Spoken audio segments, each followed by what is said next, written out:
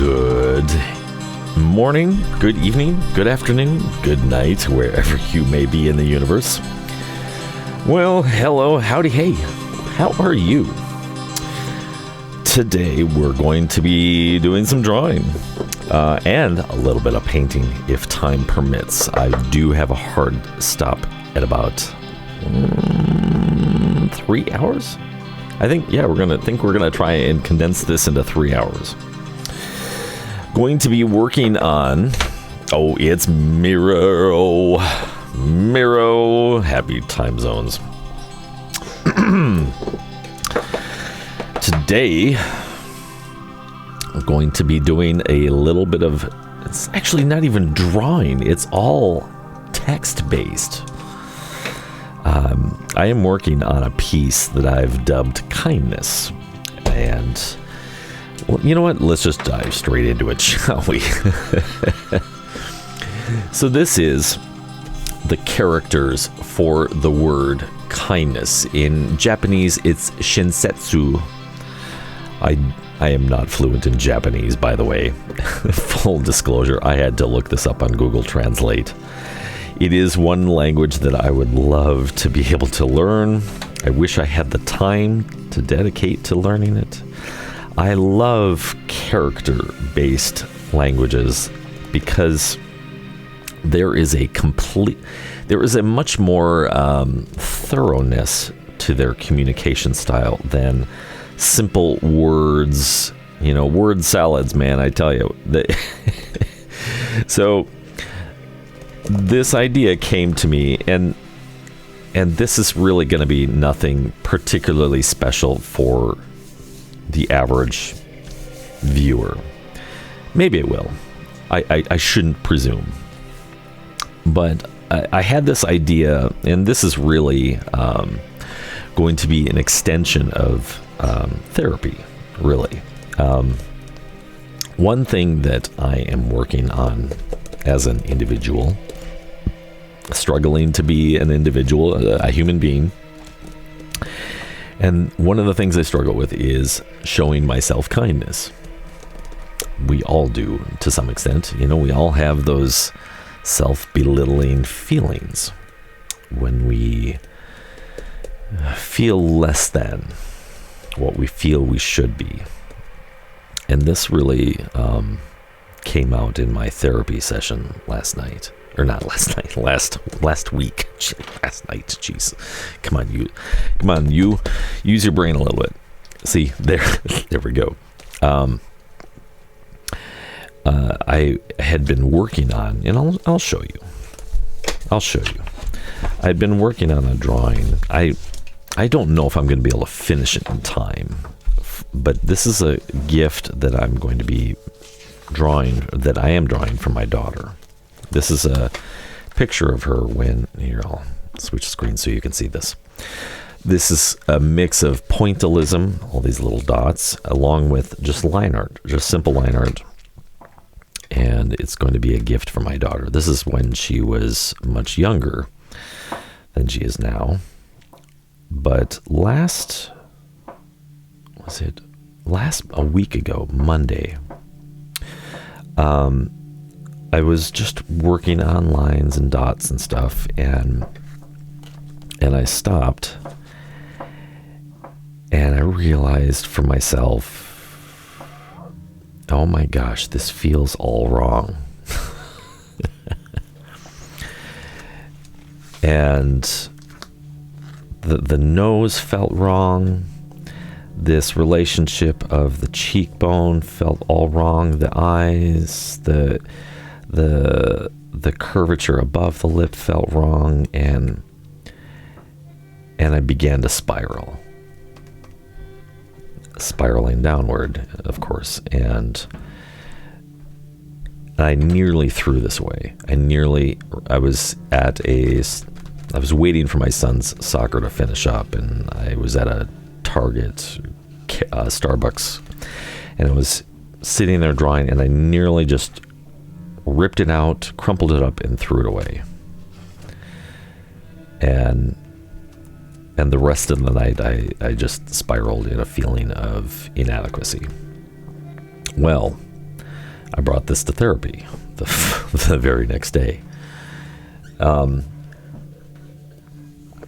have you know that one of the community members in the Discord channel was quick to speak up and say, hey, and I'm going to just briefly summarize, but he said something to the effect of, you know what, if my dad pulled his head out of his ass long enough to make me something like that, warts and all, I would love it for all of time. And it was really hard for me to hear those words, to really hear them.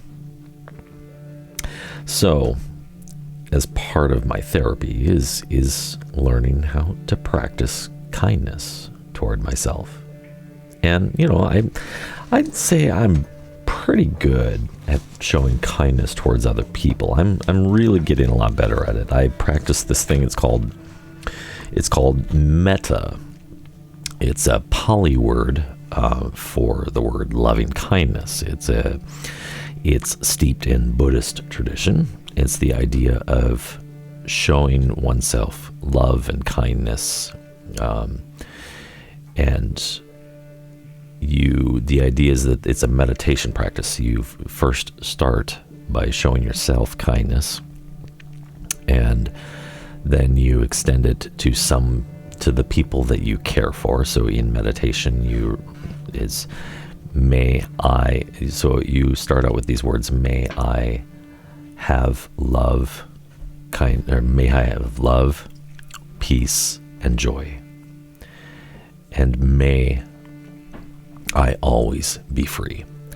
And then you extend it to someone you love or care for, and you say, may so-and-so have love, joy, peace, and may they always be free. And the words vary. The meditation mantra varies widely depending upon who you talk to, and I've even made my own variation on the meditation practice. It's the one that I typically use is a little bit longer. It goes like this: may I be filled with love and kindness. May I see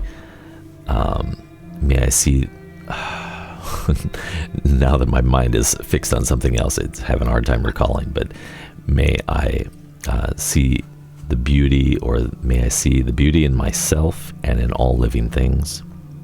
May I be filled with joy, or may I be filled with peace and equanimity, and may I be filled with joy and happiness or contentment.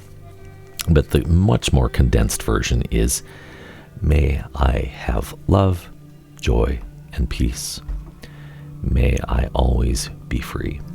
And so then you extend this to people you love in the course of meditation, and then to acquaintances, people you know but you don't know very well.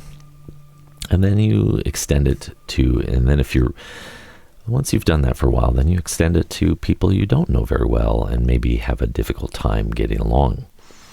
And then you can take this as far as you want. You can extend this to people who you feel animosity towards, and then even on the grander scale, people in your city, people in your state, your country, to the world itself, and to all of its inhabitants, not just people, but plants and trees and animals and microbes and all the little things that create the ecosystem that we are part of. So that is metta. It's the idea of practicing loving kindness. Well, today we're going to continue this practice within the context of drawing. So we're not going to be working on this piece today because I need a little bit more space, a little bit of time. But I've got this piece here that I've started, and the idea that I'm rolling with is I've got the Japanese characters that represent the words the word kindness, and I don't pretend to know all of the extent of the meaning shinsetsu, because usually there is a broader meaning behind words. There's almost like a not just an action, but a full context, like a broader context, and a little bit better idea and understanding of what the ideas mean. So then I thought, well, I mean, it's just not enough to have the characters here. So what I'm going to do, so I have to ask this.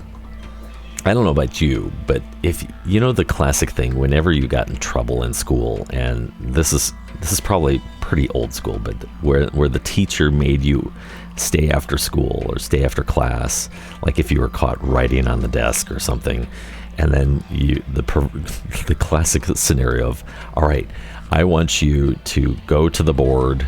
Here's a piece of chalk, or here's nowadays a dry erase marker, and I want you to write the words blah blah blah blah blah. I will not draw on my desk, and I want you to write that 40 times, 20 times, 100 times, whatever. The idea of punishment. Of course, that would not fly nowadays in our educational systems, at least most.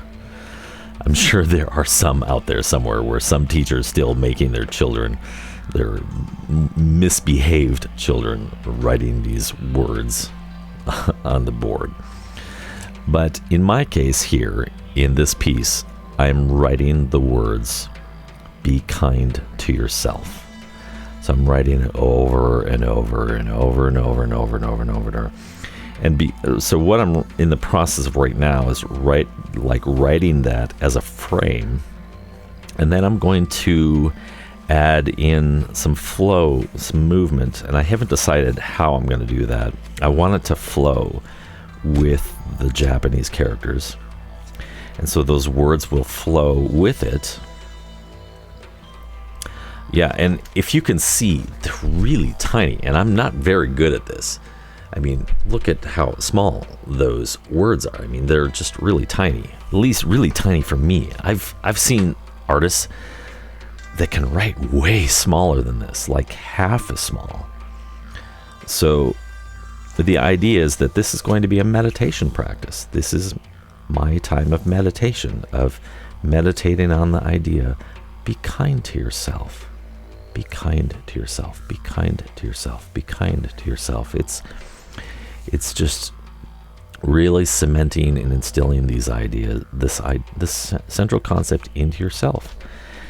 And then once I have all that entirely filled with the words, be kind to yourself, and I probably will not, in fact, I probably won't finish this at all today, but then I want to go back over it with a wash of watercolors, with some soft hues that kind of reinforce the movement. So that's the idea. We'll see where we actually land on it, because you know how these things evolve. You have an intention to go one direction, and then in the course of doing it, you're like, oh, but what if? So today, while I constantly work on these these words, be kind to yourself, we'll have a little conversation about kindness and ways to practice it, or how it can influence ourselves as artists, as creative people, as human beings. And in the course of it, we'll also talk about art and the struggle of expressing ourselves kindness in the midst of, oh my God, this piece is ugly, and what to do. And I don't have the answers, but sometimes these things, sometimes the answers kind of present themselves as you meditate on it, or as you ruminate on it, or talk about something. Like, I love talking with other people one-on-one, and in the course of conversation, ideas kind of manifest, and you're like, oh, you know what? That's a really good idea. So that's kind of where we're going to go this morning, or this afternoon, or whatever your time zone is. And I have some fantastic ambient music lined up for us. Right now, we are listening to the brand new album from Entheogenic Sound Explorers Fantastic group. I love, they're a dynamic duo from Italy. In fact, one of them is now my dear friend, Stefano Contini. And he and I have become really good friends and over the past year or so, and just opening up and being transparent and sharing kindness with one another. And this is their brand new album. It's called Open, and it's just this really cool, it's ritualistic. It has a kind of entheogenic ceremonial quality to it. And if you're not familiar with entheogenics, it's basically like psychedelic ceremonial healing ceremonies. Classic example is the ayahuasca ceremonies in Central and South America, especially like in the Amazon regions and whatnot. The ayahuasca plant has psychotropic qualities to it, and when used in the context of a ceremony with trained practitioners, people, you might call them shamans, great healing has happened for many people in that context, and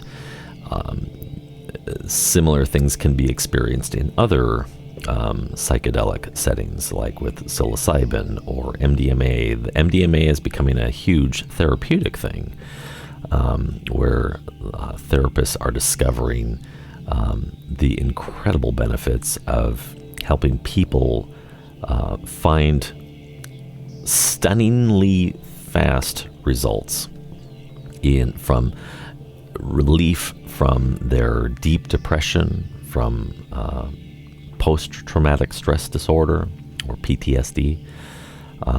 So in the psychedelic community, there is a substantial push to try and regulate and legalize these things, so that therapists can, or I should say, decriminalize them, so that therapists can use these to help bring healing and much needed help to other individuals.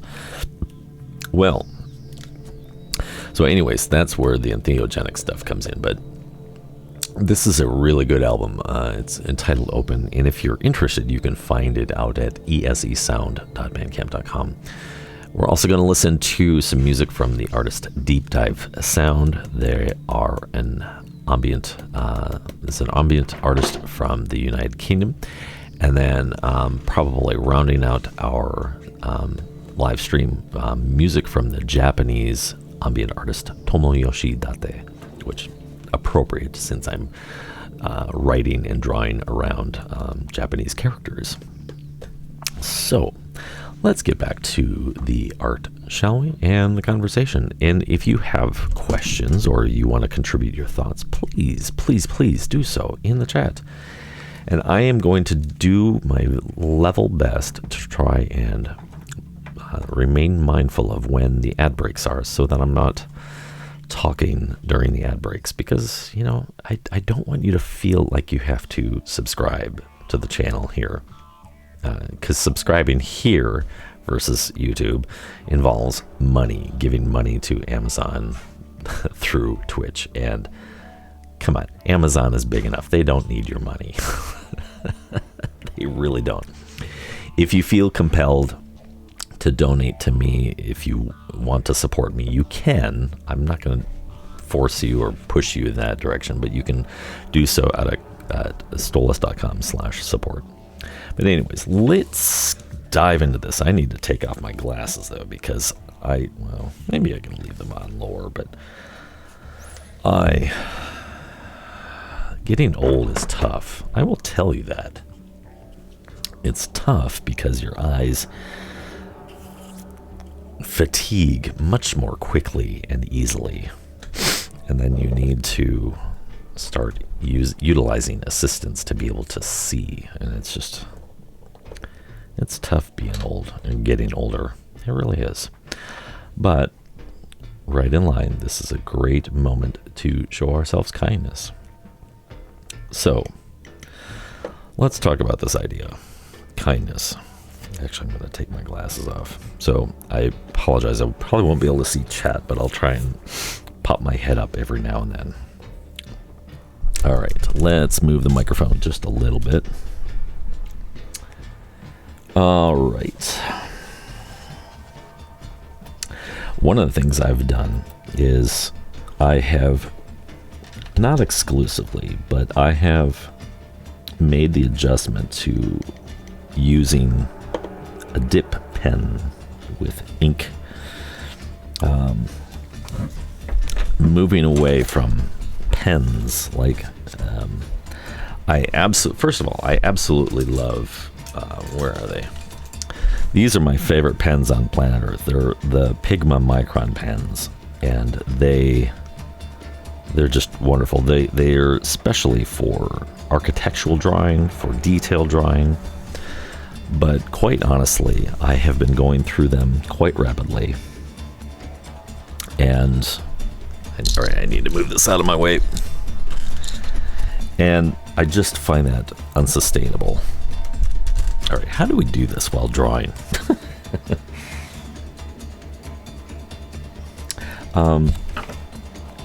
You know what? I'm going to switch to my other glasses. I have glasses for nearly every occasion. I really do.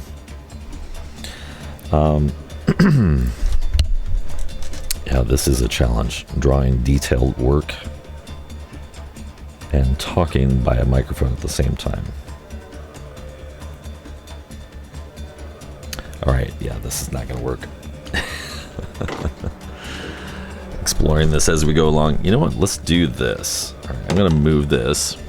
Forgive me while I try and reconfigure on the fly here. I'm going to turn down my microphone as to...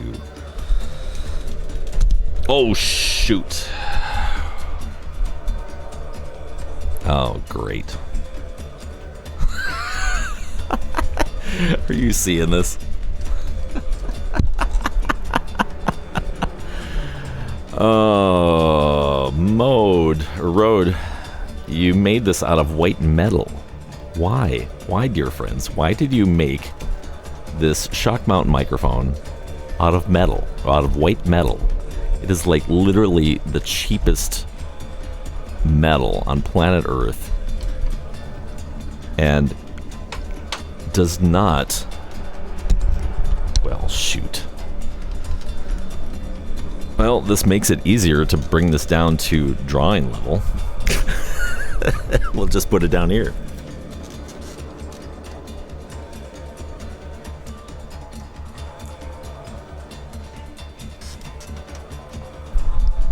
Seriously, I do have, actually, give me just 2 moments here, 2 minutes here, and I do have a little portable stand I can move this to. Actually, I can't. Oh, shoot, I can't, because that's right. The mount is broken. Well, all right. We're going to improvise, I guess. Forgive me.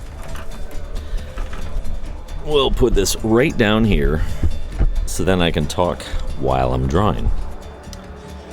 All right.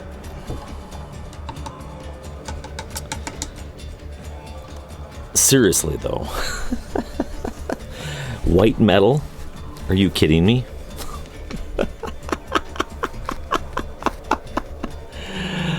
It totally broke.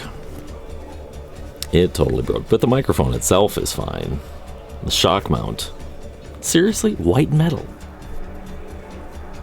Dude, that's the stuff you're supposed to make out of stainless steel. This kind of shifts my view and perspective of Rode microphones. The microphones themselves are really nice, but the fact that their shock mount is so cheaply manufactured, I want to think of themselves less than, but all right, where am I? All right, yes, to yourself. Well, let's get back on topic and stop talking about shock microphones and how poorly they're manufactured. Let's talk about kindness. Actually, this is so much better because now I can just, my head's down and I can be right by the microphone and right by the detail of the drawing. I mean, seriously, these letters are small. Let me measure them. Let's see how small they are. We're going to have to go to the metric system. Quite honestly, a much more superior form of measurement. So we're looking at the letter height is about 2 millimeters. 2 millimeters.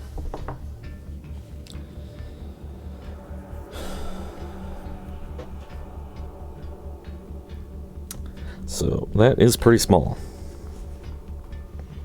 And I think the microphone will be safe down here. Oh, this is cool because then you get to hear. Oh, all right. I'm going to turn up the microphone so that you can hear this.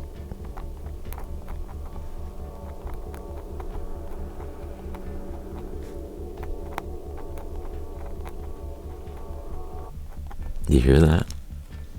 That, my friends, is the nib scratching on the surface of the paper.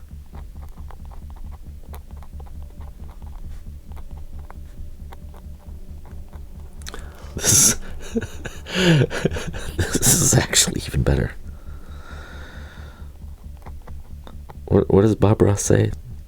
There's no such thing as accidents, there's no such thing as mistakes, only happy accidents. And here we are.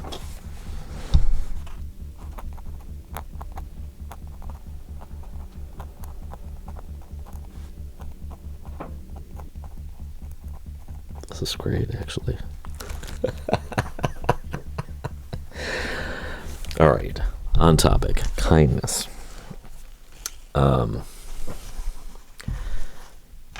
It seems like such an obvious thing. We think about, yeah, of course we should be kind. It just seems like something that it's a no-brainer.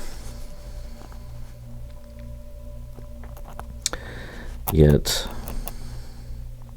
why is it so hard? Why is it so hard to be kind to ourselves? Let's think about that for a moment.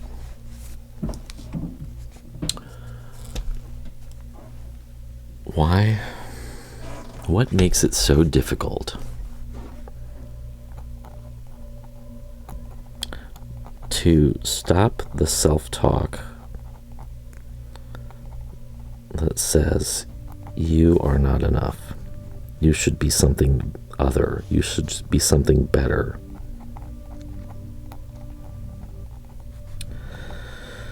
Part of it, I think, comes from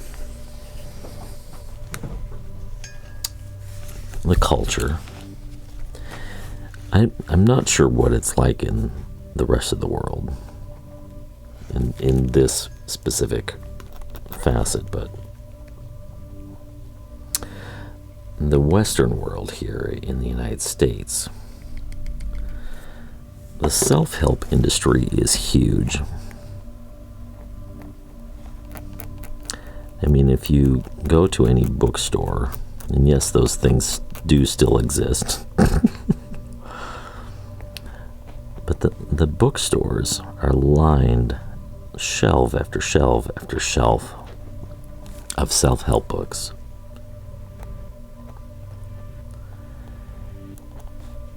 Which,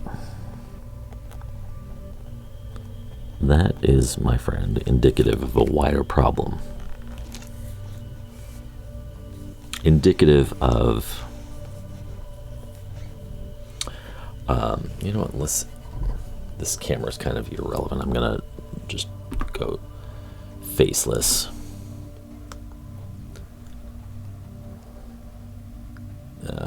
There we go.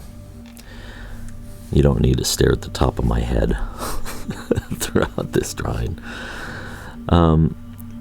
So I'd say the self-help industry is indicative of a much wider problem.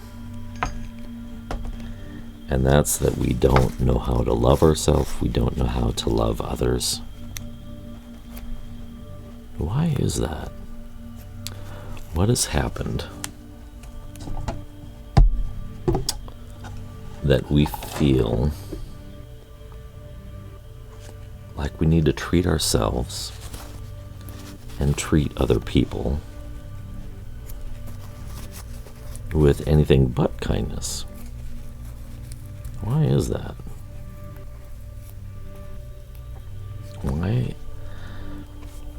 Why do we feel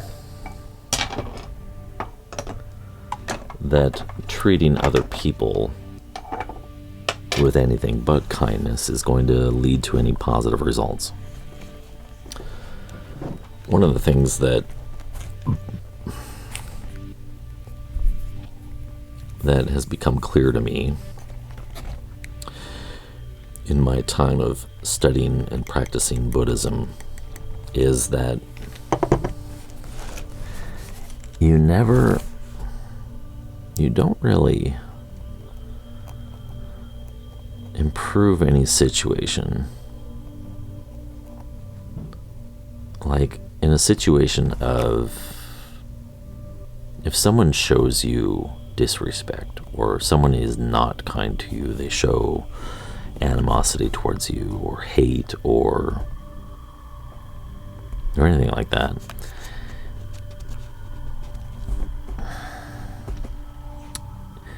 it never helps to trade negativity for negativity. I know it's the impulse. But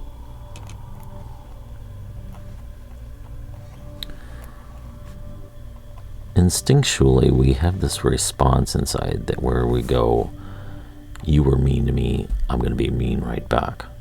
You said something nasty to me, I'm going to say something nasty right back. You cut me off in traffic, or you honked at me, well, I'm going to honk right back. You flipped me the bird, I'm going to flip you right back.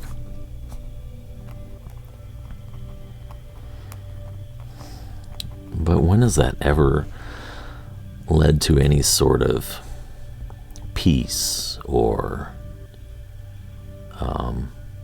any sort of positivity? When has that ever changed the situation for the better? And I think the answer is it never does. But think about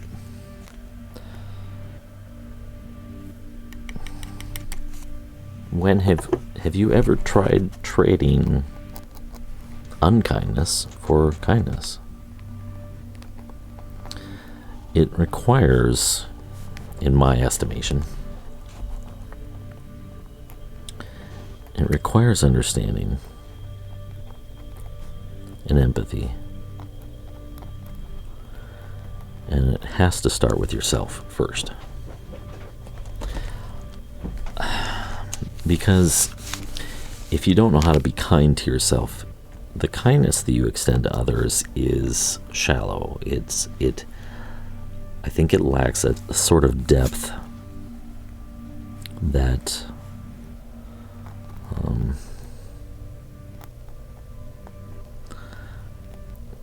it lacks depth. Because it's not coming from a place of deep loving kindness. It's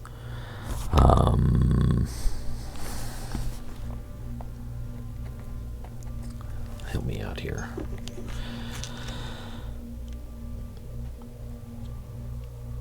It's conditional. That's what it is. You can have loving kindness, but I don't deserve it. I don't deserve it. Or this person was nice to me, so I will show them kindness.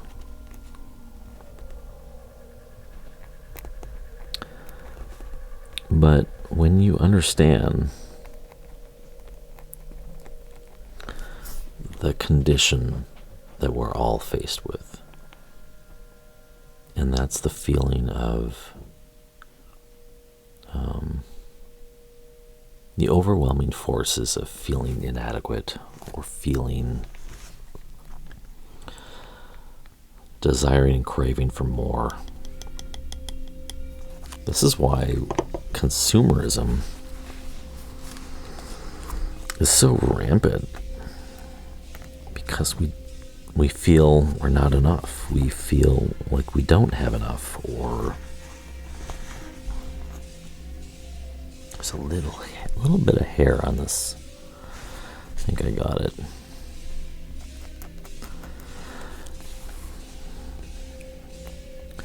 But that's why consumerism is so rampant, because we're trying to fill a hole, a gaping hole within ourselves that we have a difficult time reconciling. So we search after pleasure, we search after possessions, money, experiences, even the nice things that, like, and the noble things. We crave experiences and senses to help us feel better about ourselves or better about the condition we're in, to make us feel better. But good grief, I think I'm pressing a little bit too hard on the paper. Let's wash the tip.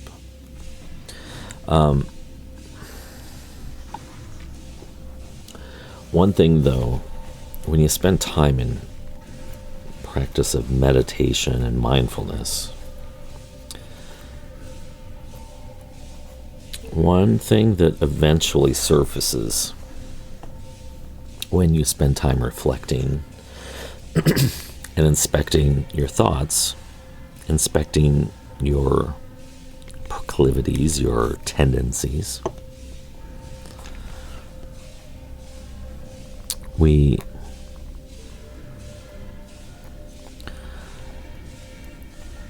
search after things that we hope will bring us lasting happiness, some sort of contentment in possessions, in experiences. But the Buddha taught about these things. They're called the 8 worldly winds.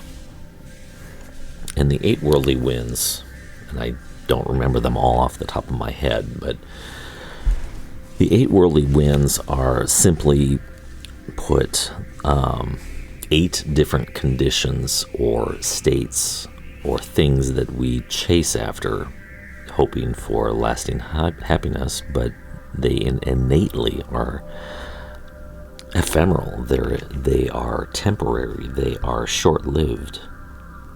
One of those things is fame or fortune or being thought of with favor. But how often have we had experiences where we were liked by someone once and then they no longer like us, or they stop giving us attention? Or maybe we've felt the other way around, where there are people in our life that we liked and we no longer like. Oh my God, why do they keep doing that?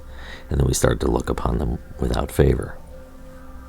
The same thing with sensory pleasures.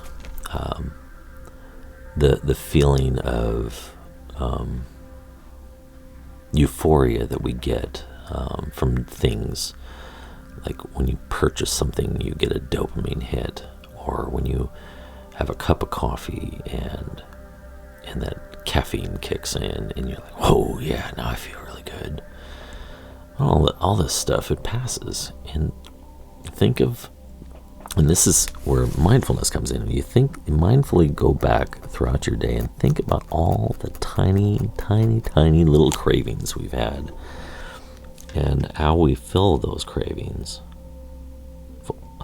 with things.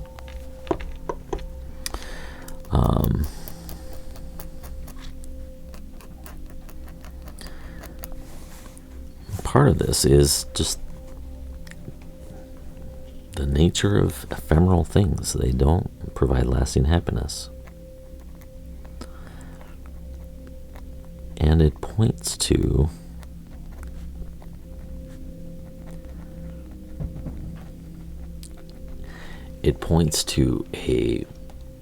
a gap in the way we see the world, the way we see ourselves, and what the Buddha would have called an unskillful way of observing the light of life. One of the 8 Buddhism's filled with all these different numbered things, like the 4 noble truths, the 8 worldly winds, the 8-fold noble path. There's lots of these things. Bodhisattva and all his followers and comrades all came up with these numeric things, lists. But one of the where was I going with this? Oh, this is classic me. But with mindfulness, we pay attention throughout the day. There we go, I'm back on. All these little desires we have throughout the day, they're really subtle. You're like, oh, I could go for a cup of coffee right now. Gosh, I should listen to I should listen to this album. Or, you know what, I could really go for? Pizza. Or, oh gosh, I really should call my friend because I really like hearing from them. You know, it's all these little tiny desires, both good and nefarious.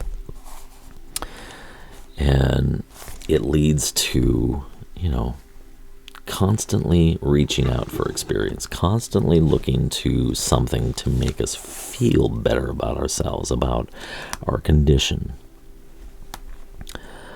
Oh, good grief. I tell you, it is a little bit of a learning curve working with pen and ink with a dip pen. It is a little bit of a learning curve. But one of the things that I have learned in my path, and I learned it from someone else who's much wiser than me. I see activity in the chat. Who's here? It's Mahara. Hey, my friend. Sorry, we are improvising because my shock mount broke. In the course of trying to adjust my microphone so it would be nice and low. Oh, look at that. All that white metal that just came dumping out of there. Oh, I gotta clean that up. Ugh. Look at all that. Oof. That's all metal. Right there. In the course of trying to adjust my microphone, all right, where are we? Oh, we completed the second row. Okay, good. In the course of trying to adjust my microphone, the shock mount snapped on me, and then of course I proceeded to criticize Rode microphones for their crappy shock mount microphone things. I mean, look at that. It's made of white metal. White metal is so cheap. So I'm going to need to get myself a new shock mount. But, happy accident, what this is presented with us is a really nice little ASMR experience. Because now, with the microphone down here on the desk, you and I, because I'm wearing headphones, get to enjoy this sound.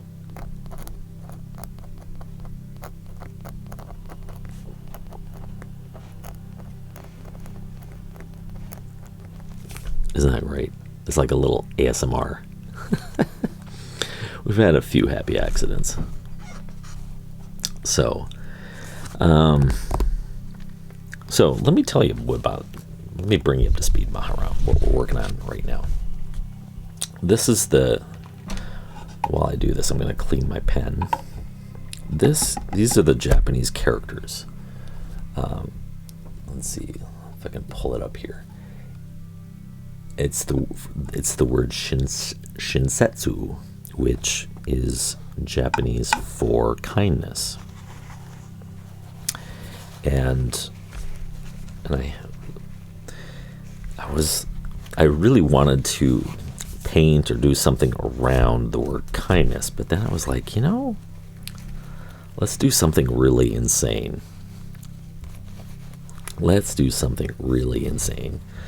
So all around these characters, I'm going to fill the entire page with the words, be kind to yourself.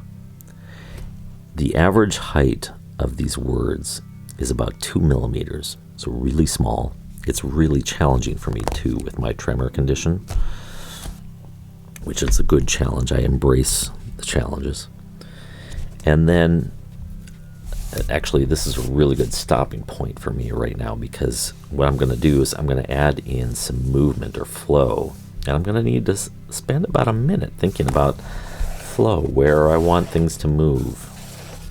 And then the words are going to kind of flow and follow those patterns and create like a wave of kindness, if you will. And then after this page is entirely filled with characters and is completely dry, and some of these ink spots are going to need a few more hours to dry, I think, because I brushed it on pretty thick in some spots. But once it's completely dry, then I'm going to go back over with a wash of watercolor, and I'm going to probably have to do a little practice first before I actually commit to it, but we'll do a wash of just really soft color, maybe blending and blurring a couple of different colors together. Just kind of abstract, nothing realist or anything like that, and then see where it takes us. But so this is partially inspired by,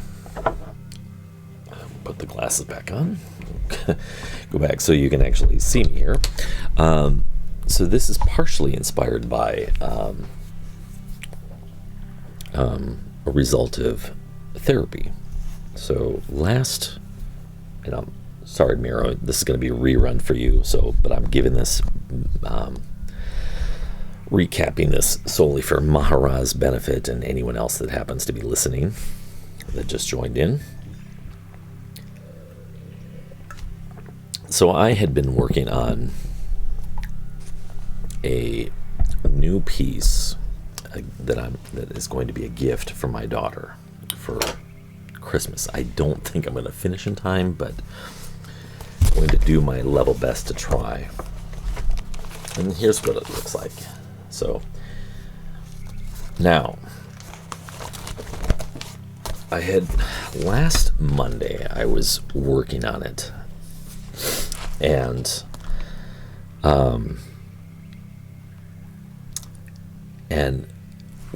in the course of working on the piece, you know how you get that little voice in your head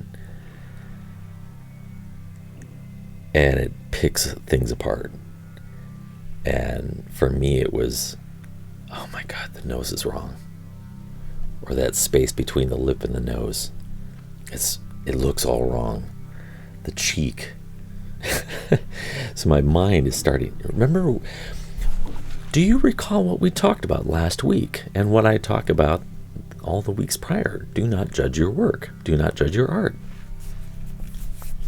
what was I doing? I was judging my heart. I was judging my work. I was judging my level of competency. And it was really strong. The judgment was really compelling. And I started to spiral. And it became very difficult to pull myself out of that. Hammy was very kind. He spoke up in my Discord because I opened up about these feelings, and I showed my work in progress at my Discord channel. And he spoke up right away and was like, hey, you know, if my dad had any sort of self-awareness and stuck his head or pulled his head out of his ass long enough to actually do something for me, I don't care what it would look like. I would cherish it forever. It was very hard. I understood those words, but it's very hard to receive them. My inner Karen. Right. So I brought it before my therapist last week, and it came to surface. We got an ad break in less than 5 minutes. I'm glad I noticed that. So I'm going to be mindful about not talking during that time, because I don't want anyone to feel like they have to subscribe to this stuff to give Amazon their money just so that they can hear me yap during an ad break. So it came to surface just how deep this issue is for me.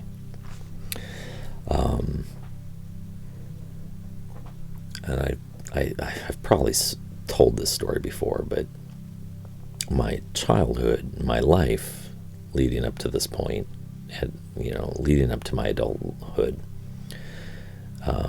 was very difficult. I don't want to paint this doom and gloom about my life, but because some people have had it much worse than I have. But I didn't really have any friends growing up. I mean, I had a few, but we rarely saw them. We only really saw them when on family gatherings or when we went out with family friends, and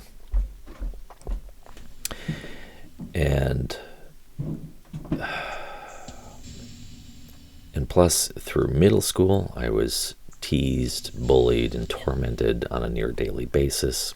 I didn't really have any safe place to be, and as a result, my mind just slowly started shutting down and spiraling into this feeling of I'm not good enough, I'm not worthy enough, I'm flawed. And that narrative really planted itself deeply within me. And we all deal with this. We all deal with that narrative on some level of depth. Some less than others. Some people have had remarkable childhoods and are much more confident about themselves and don't deal with insecurities or feeling less than nearly to the extent that others do. So finally, some 40 some years later, I'm finally getting around to healing a lot of those areas and rewriting the programming, and that's kind of where this piece is coming from. So, if you recall one of the introductions to The Simpsons, when Bart is writing on the chalkboard, "I will not misbehave in class," or whatever the heck he was writing. This is kind of a similar thing, but I'm not writing on a chalkboard. I'm writing on this composition, and it's going to be filled with the words, "Be kind to yourself," reinforcing the narrative, reinforcing the idea that the only way to respond to unkindness, the only way to respond to feeling less than or to low self-esteem, to depression, to whatever is simply the response of kindness. So that's what this piece is all going to be about. It's going to be surrounded by the words, be kind to yourself. And yeah, so that's kind of what we're going to do today. And I really have to keep an eye on the time, as my son has a soccer scrimmage that we're going to be going to in about 2 hours. So all right. And I hope you enjoy the ASMR experience. This is a happy accident, but I really do need to acquire myself a new shock mount. Alright, so what we're going to do before I proceed, I'm going to still add a few more rows of the words be kind to yourself to kind of frame the whole thing. I've put painter's tape on here as well, because I am going to go back and layer in watercolor, and I want it to stop so that there's a nice white border around containing the whole piece. Oh, and look at this. We've got are we under the ad break yet? The ad break should be coming up real soon here, so I'm going to try and be cognizant of not talking during the ad break. But before that, I'm going to figure out the flow of this piece. How do I want, actually this is the right side up right here. I'm going to figure out how this is going to flow, and I want the words to flow with that. So instead of just words, like I started that, I just started writing the words, but then I was like, no, we need to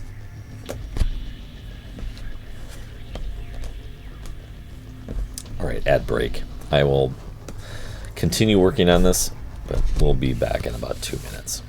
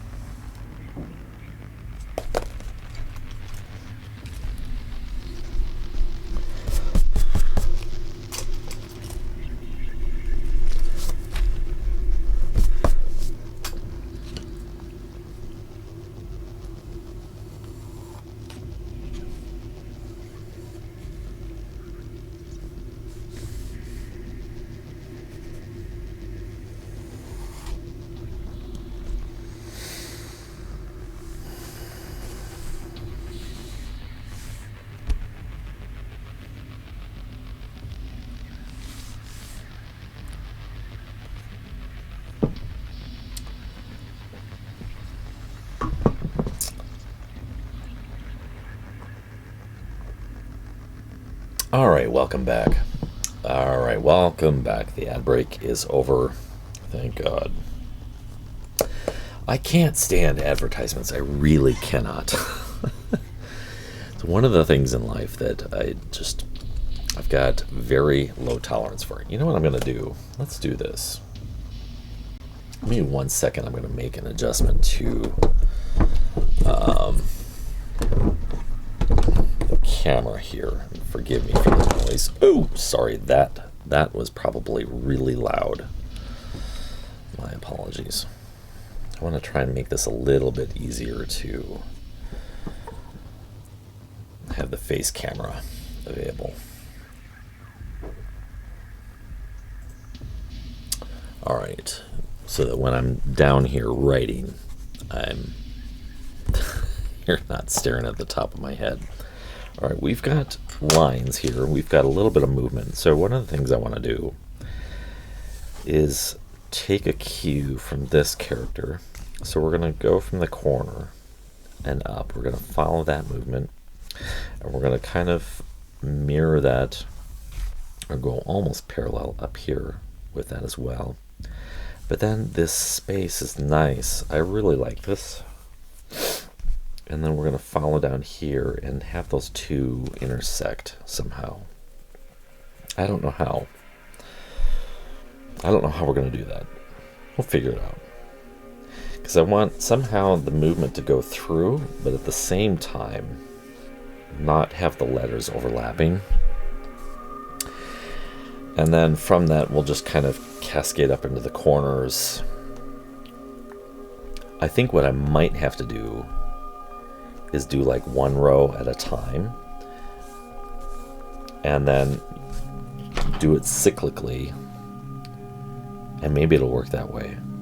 I've never done this before. That's half of art. Half of art is asking yourself the question, what if I do this? What's going to happen? What is going to happen? All right, let's take the glasses off, because the glasses do not serve me at this level. They really don't.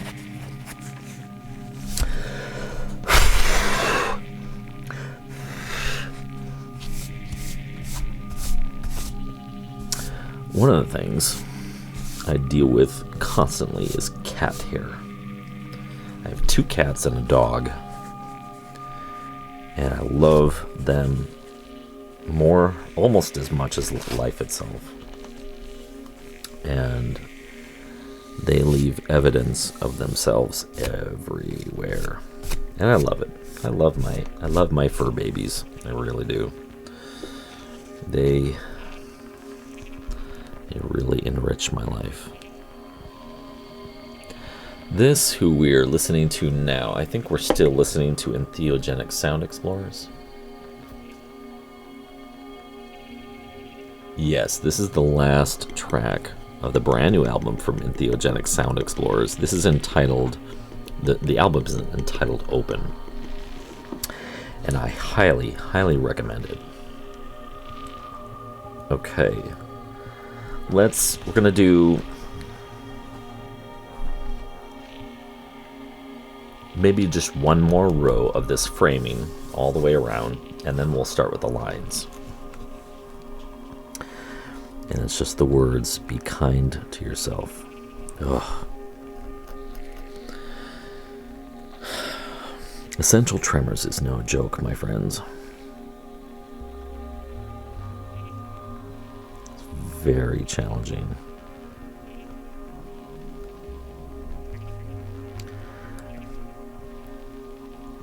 And the most effective means of therapy out there are so insanely expensive. There's a handheld or wrist device that sends like magnoelectric currents into your wrist, and like corrects the electrical signals and impulses that are sent through your nervous system, through your nerve endings, through your nerves to your extremities. But the device itself is like $4,000 to $5,000, and has a subscription amount that is nearly $200 a month. A month. 200, and the only reason why it's that expensive is because of the FDA. Because in order to pass the clinical trials, these manufacturers and researchers, they had to fund their research all on their own.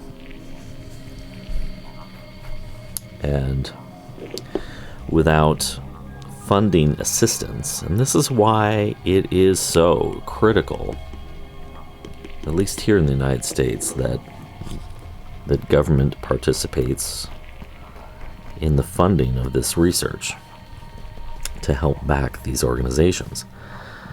Because what that does is, if you can lower the cost of research to the company, that generally can translate to the lower cost to the consumer. But because of the ridiculous expense of trying to research these things to gain FDA approval, they invariably have to pass on the cost to the customer.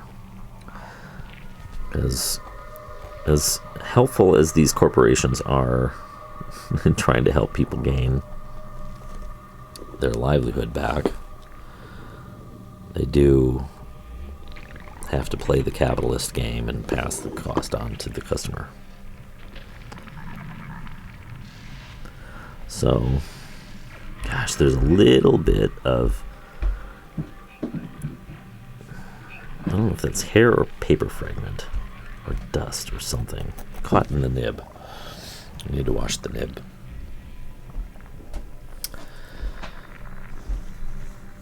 So, the hope of being able to get a device like that is completely unapproachable for me. I can't afford to spend $200 a month on a device, let alone the upfront cost of several thousands of dollars.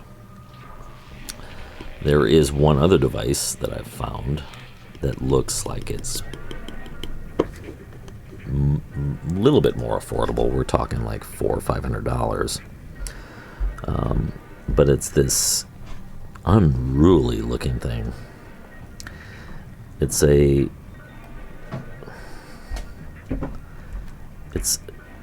don't even know how to describe it. It's a huge sleeve that goes over your wrist, your forearm, and part of your hand.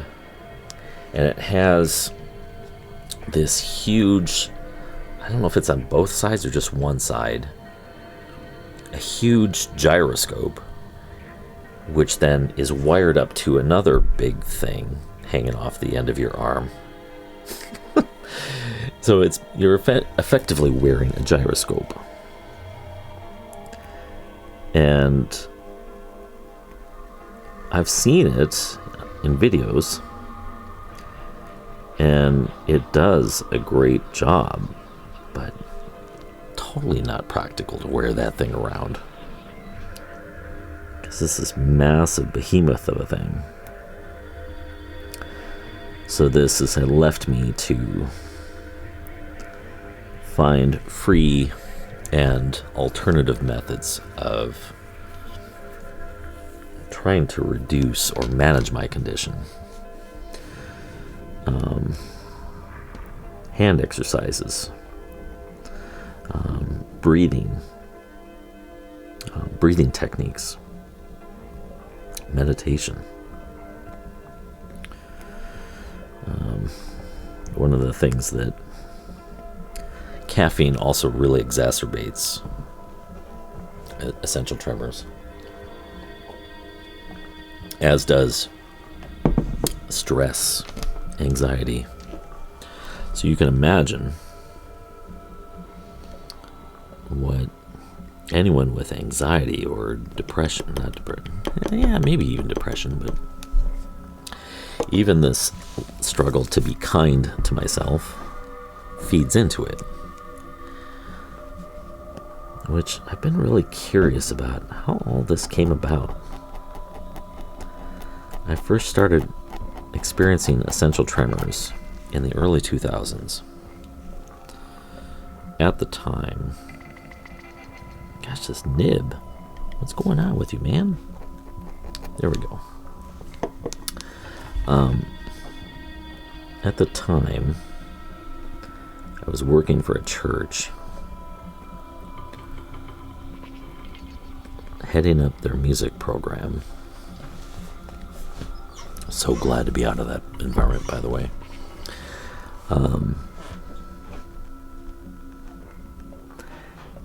And it was there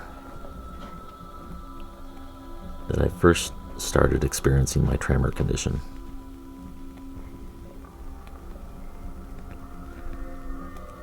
So on some level, I think it is not only a genetic thing, but it is also, I believe, trauma-induced. Experiencing deep trauma and it affecting my nervous system. So there's probably stored trauma somewhere within my mind, within my nervous system, that contributes to this. Hence, going through therapy, practicing mindfulness and deep breathing and meditation. I don't do it just because of the tremors. I mean, the practicing mindfulness and meditation, that's for much broader reasons. But I will say that practicing deep breathing, when I mean deep breathing, I mean really long and slow breaths. Like, here, let's do an example, shall we? Here's my thing. So, all right, here's an example of the cycle that I'm talking about in breathing. And it seems so remedial that we're talking about breathing. But here's an example of the cycle of controlled breath work. So, inhale.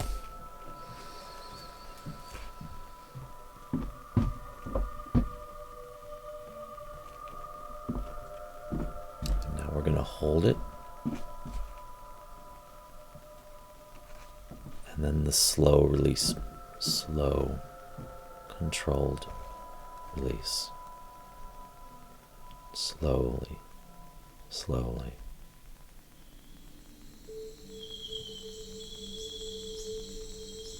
Still exhaling. And then when you've expelled all the air out of your system, then you pause and you let your system sit without air in it, and then you repeat the process. And you do this several times, and it really slows your heart rate down, slows down your mind, and even, and this may not be universal, maybe it is, but when I practice, with continued practice of this technique, I've noticed like a warm, subtle and soft tingling sensation throughout the frontal lobe of my mind, so I can feel it at work. I can feel the exchange of oxygen, the slow exchange of oxygen, and just even holding that in, can feel the difference. And I highly recommend it for anyone to give that a try, for regulating yourself, for managing your anxiety, managing your stress.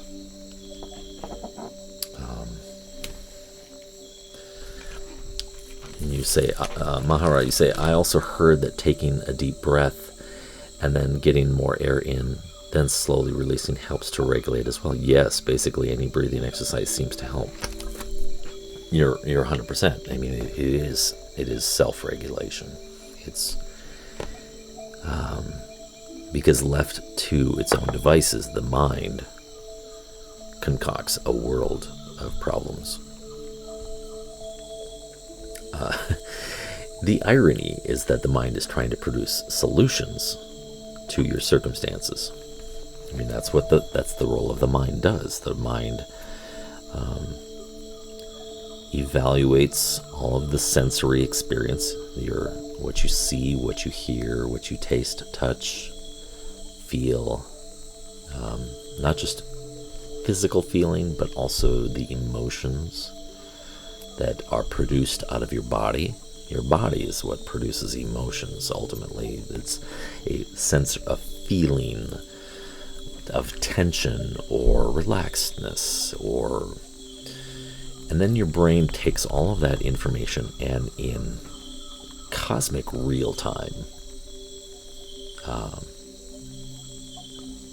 generates a narrative out of that, is constantly peppering your experience with thoughts as to how to respond. More often than not, though, those responses are pretty unskillful.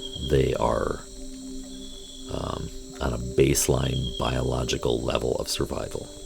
Your body's just trying to survive, just trying to help you survive. But we as human beings, we are not more important or not more elevated, but we have a unique gift that we don't necessarily see in the rest of the living world, at least on a level that's comprehensible to us. But we have the unique ability to contemplate and to wonder and to dream and to question and to inquire. That's not necessarily as obviously seen in the rest of the natural world, but so naturally, as human beings, we have the opportunity to interrupt or get in front of the thinking mind and to stop and say, whoa, this feeling that I'm feeling, I know my tendency is to respond or act this way, but let me try doing something else. Let me try and do something more skillful. So instead of contributing to my anxiety further by acting this way, let's stop, take some deep breaths, not give in to the monkey mind quite as quickly, and just sit with the feeling. Don't fix it. Don't push it away. Don't judge your feelings. I mean, that's what I'm in a habit of, is judging my feelings or judging my experiences. But cultivating the habit of stopping and being mindful and understanding and empathetic, showing myself kindness. This is what it feels like to be a human being. It's not easy. Being a human being comes with a lot of predicaments, a lot of challenges, and requires practice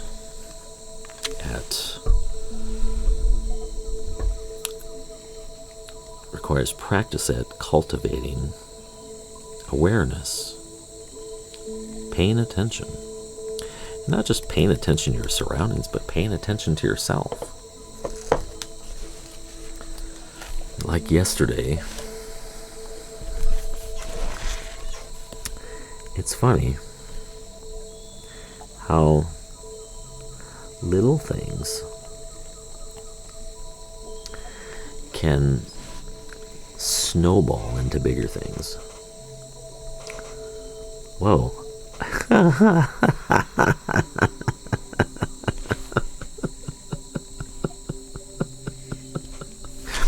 You can't see this, but this is a classic example of when the brain kind of aligns and the hands align, and your body conspires together. You know how I was saying in the context of seeing the little things. So instead of writing "be kind to yourself," I started writing "be little."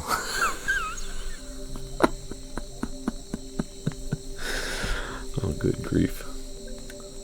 I'm not going to belittle myself, but I'm just going to leave it there because maybe nobody's going to notice except for you. Mahara and Miro, you're in on the secret. Or anyone else that's sitting around watching. That's so funny.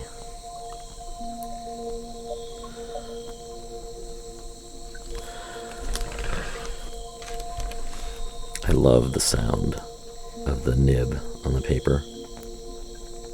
I'm going to turn the music down just a little bit more so you can hear this. It's just such a satisfying sound.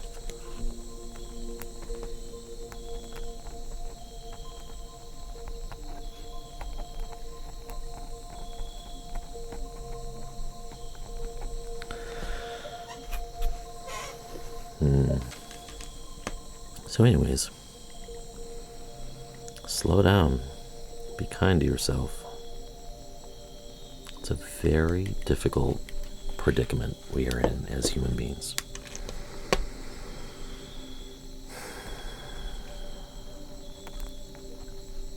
And if you've had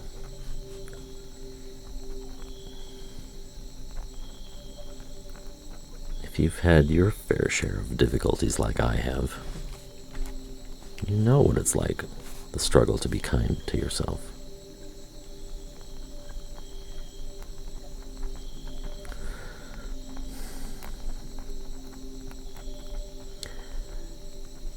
But the more mindful you are, I believe, the more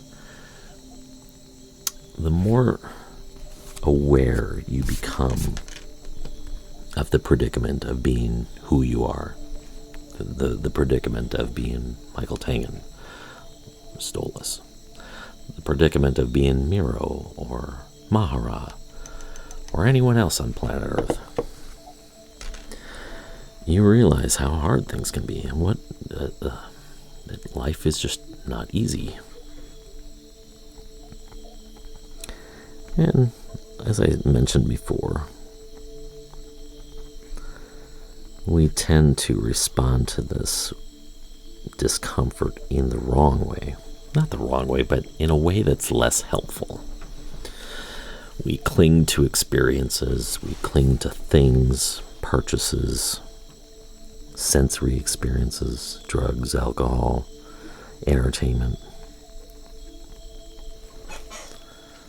Napping for way longer than we should be. We cling to things to try and make ourselves feel better, instead of simply learning to be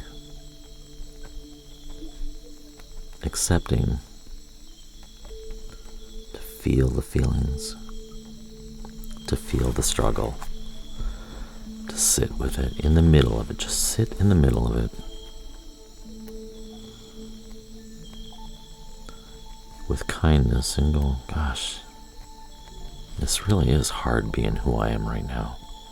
It's hard having these feelings.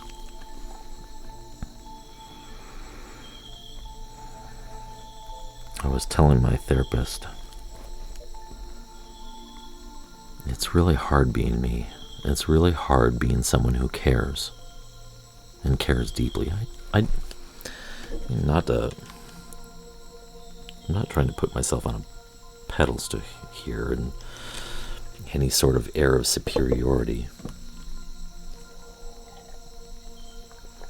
But I care deeply. I care deeply about that what I create is good. I care deeply about our environment, about our planet, our home. I care deeply that people treat each other with kindness and with dignity and respect and love. And when things run contrary to that, things are difficult. Like I had my episode with my art, feeling like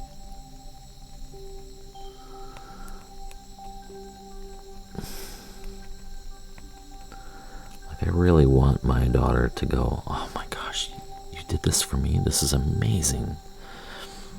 But my mind's just picking it apart and drafting up all the reasons why she won't say that because of this, and that.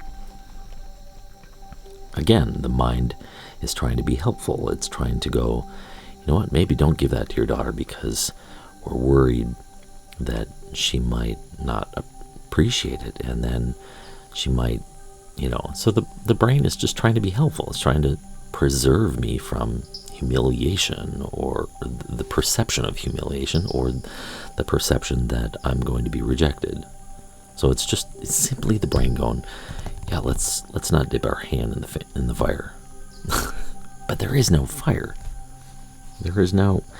It's just the mind going, what if? What if? And that's where suffering comes in. When we start visualizing the future that has not even arrived yet. And that's when we gotta tell the brain, it's really, that's good enough. Stop. All right, thank you for your service. But we know how this plays out.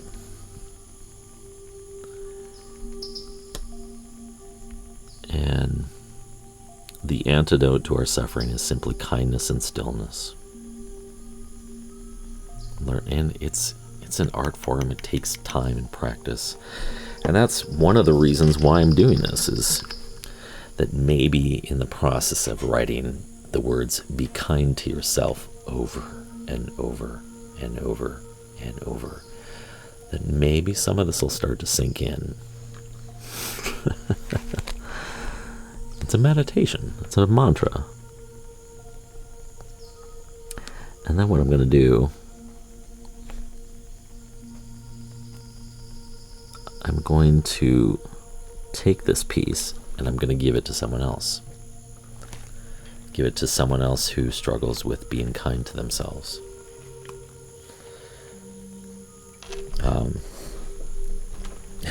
You say, hey brain, that's not a lion chasing us. We just have to talk about this research to out colleagues in the class. You can chill.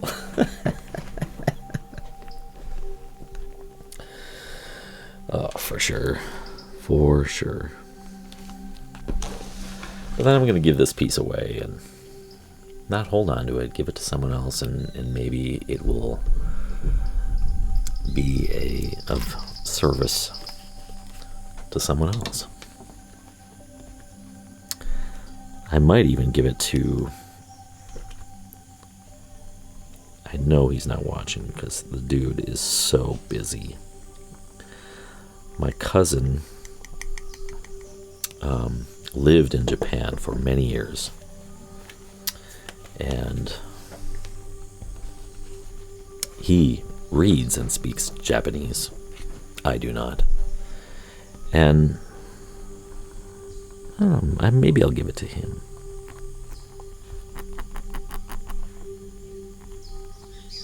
Come on, Nib. Let's go. Let's get that ink flowing.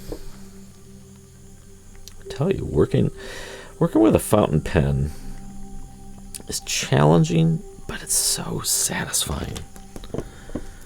And, not to mention, much more environmentally friendly.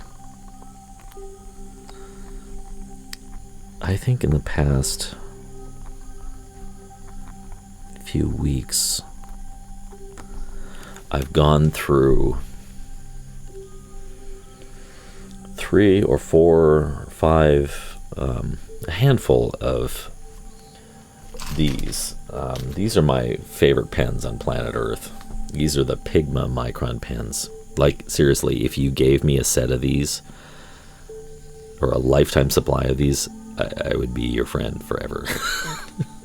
They're so wonderful. But I have since then decided that, you know what, I'm going through these way too quickly, which is an indication of how often I use them.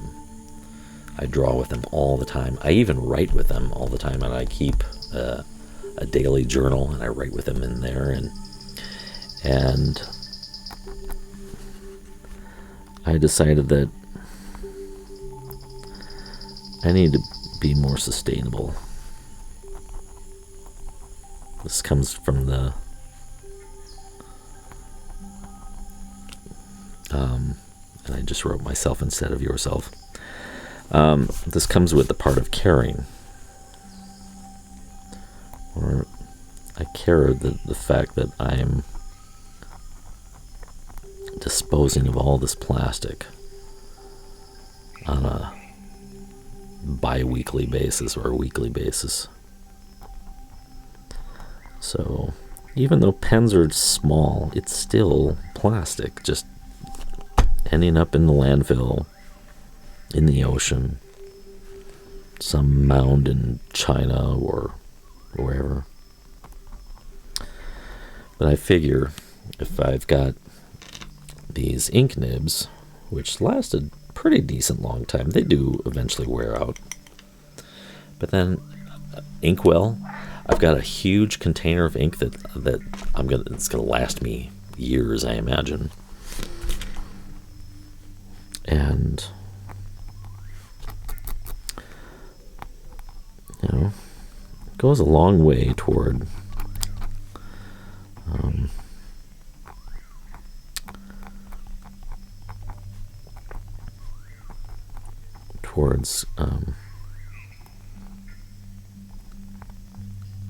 not contributing to our waste problem as a species. Let me check chat real quick here. Is that Nankin paint seems so tricky to write such small letters in any paint, really. This is Speedball's Super Black India ink, which is archival quality, so it will last damn near forever.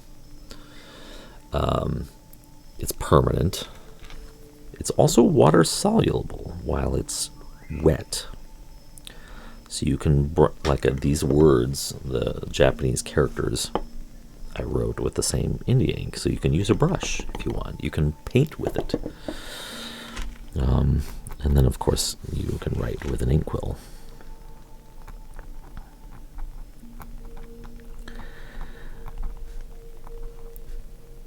I've really gravitated towards using ink and pen because there's a challenge to it, working with it, with a medium, because it's permanent. And when you make the mistake, you make the mistake. And it's there. It's glaring. It's not going away. You can't erase your way out of it. And so, on some level, there is the necessity of being kind to yourself when you make a mistake and being accepting that you're not perfect, you're a human being.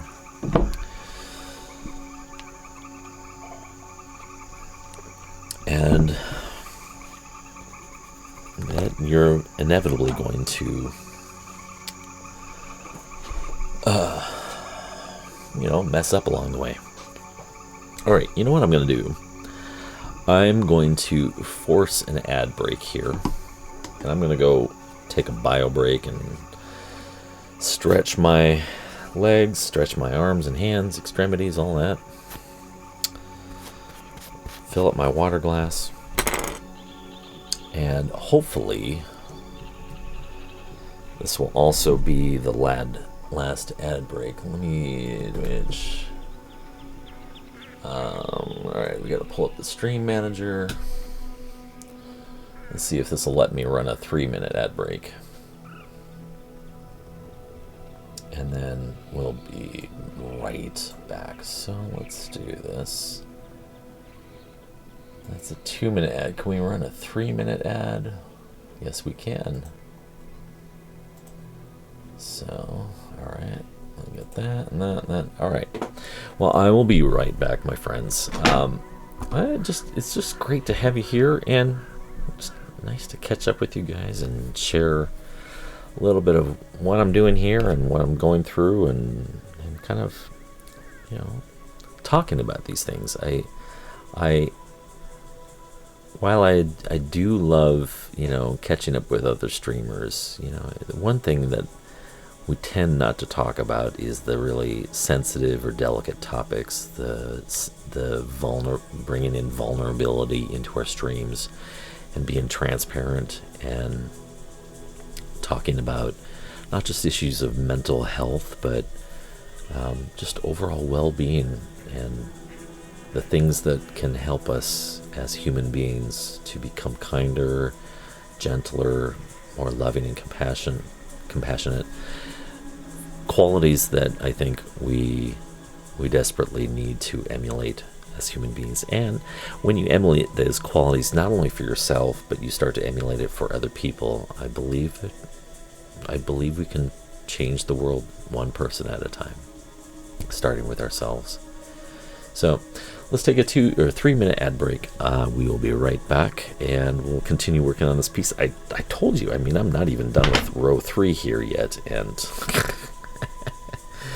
this one might be a long work in progress, but all right, we'll be right back.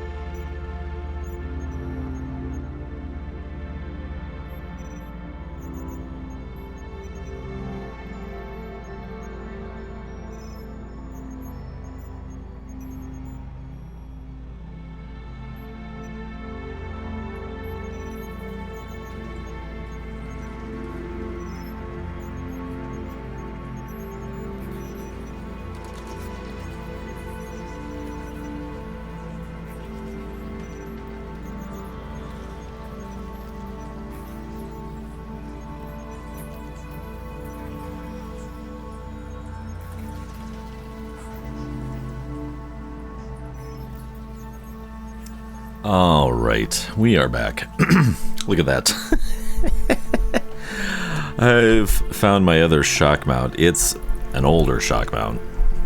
It actually belongs to a different microphone. And so it... if you could see this, I've got rubber bands that are kind of holding all the shock mount stuff together. This isn't, like I said, this is an old shock mount mic. Or shock mount, I should say. And yeah. It'll work. It'll do. Well, let's see. We've got, yes, MacGyver style indeed. The one thing it just lacks is a little bit of bubble gum. A little bit of bubble gum. MacGyver. Gosh, that's a show I haven't thought about in a long time. All right. So, I hope you're enjoying the music. The music is a brand new album from an artist out of the United Kingdom. His name, he goes by the project name Deep Dive Sound. And one of his specialties is field recordings, and he had recently taken a trip through South America, the north of Africa, and the Middle East, including some time in Palestine. And this album in particular includes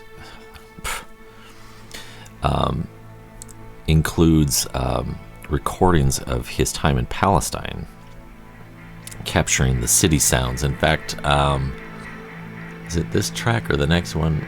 No, it's the next one. The next track actually includes. So this is good. This is really good timing to be able to listen to it. And I'll turn up the volume a little bit so you can hear it, and I'll stop talking.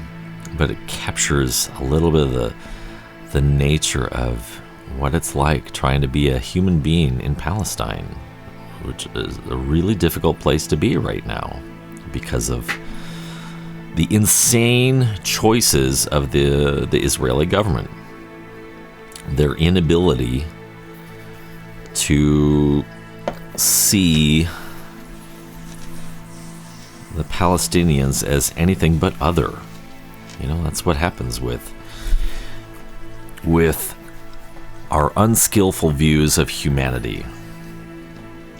We look upon people that are different from ourselves as other. And when we do that, when I see you as other, as different, it invariably leads to hate. It leads to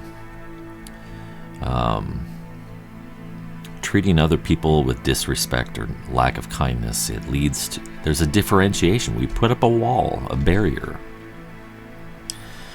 And one of the practices that I've come to deeply appreciate in mindfulness practices and in Buddhism is to see the sameness of it all, the sameness of you and me, the sameness of people, that even though we have vastly different cultural expressions or languages or skin tone, that stuff is really just a thin veneer. It's a thin veneer on the sameness of it all, because underneath the surface we are all the same components. And even if you go down to the nano level or even the quantum level, we're all just quantum particles and electrons and strings of energy and electricity vibrating at varying degrees of intensity. And all of that is what produces who we are. Isn't it just a remarkable thought? Is that underneath it all, underneath the skin, underneath the blood, the bones, the tissue, down to the microscopic level, we're effectively all collections of electrons and neutrons and these quark-level particles that we can't see with the naked eye, and requires very expensive instruments of measurement to only get a hint or an idea of what we are deep, deep, deep down, and that those quark particles are found in everything. It is what some people have called the God particle, or I have this little fungal gnat that just won't leave me alone. He's just like, hey, I want to be in this. Fungal gnats are a common occurrence in houseplants. You know, if you like, I've got a few plants that require, you know, a little bit more moisture in the soil, and that is a fertile breeding ground for fungal gnats, and it's just a thing. So anyways, but even in the fungal gnats, deep, deep, deep down, they are all just a collection of these quark particles, these electrons and these neutrons and molecules and atoms, and it's this perspective, and here we are with the soundtrack from Palestine, that we're really not that different underneath it all. And it's this sort of perspective that if we can cultivate this for ourselves, cultivate this toward other people, toward other living creatures, other living things, that really underneath it we are all the same. We're all connected, interconnected with these tiny, tiny little expressions of energy and possibility. And it's when all of these little pieces of possibility coalesce. They coalesce into you, into me, into these beautiful people from the land of Palestine, and even the beautiful people in Israel. And I hope that someday we will evolve as a species to see that in one another, and that maybe, just someday we can find peace and see in each other the beauty of the universe. With that, I'm going to continue my drawing, continue my writing. And let's see if I can't shift this out just a little bit more. Just a little bit more. All right, where were we? We had finished Be Kind to Yourself. So we have we're almost done with this outline, and then we're going to start following the curvatures. I don't think you can see this. There's really subtle pencil lines. I've got one here. I've got one here and one here. So we've got 3 centers of movement. 2 that kind of are in the same trajectory, and then 1 that's contrasting. So one thing that I've learned, and I'm still learning in the art world, is that 3s are a fantastic number. 3s kind of, there's something magical about it, about 3. I don't know why. But then there's also the beauty found in contrast, which the beauty in contrasting human beings, the people that look different and think differently, and those contrasts are beautiful, and they help, I don't know, they go a long way towards defining the broadness of our species, the broadness of who we are. That we're no one thing. We are multiple things.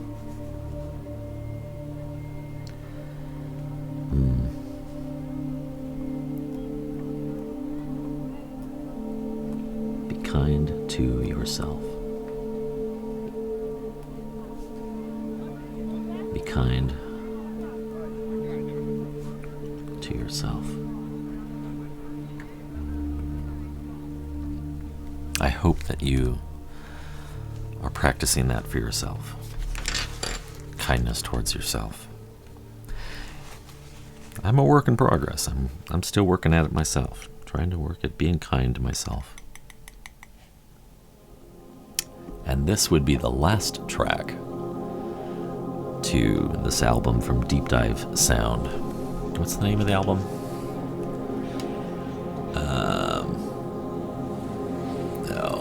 I forget. And I can't see the album title. And then after this, we're going to finish out our stream listening to the beautiful Japanese ambient music from Tomoyoshi Date. Like, seriously, you owe it to yourself. You owe it to yourself to listen to the music of Tomoyoshi Date. It's Tomoyashi,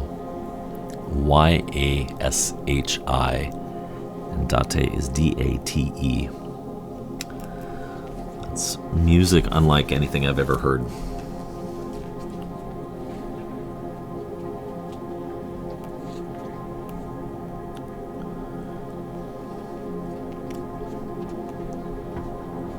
Japanese ambient music is really cool.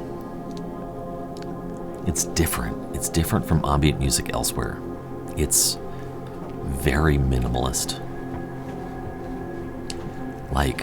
And there's intentionality. It's not just accidental stuff. Or haphazard. It's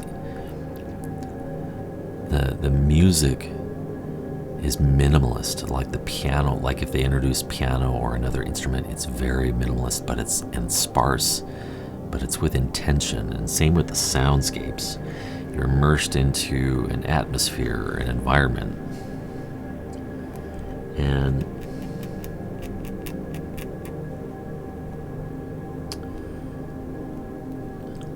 it's just a really cool art form.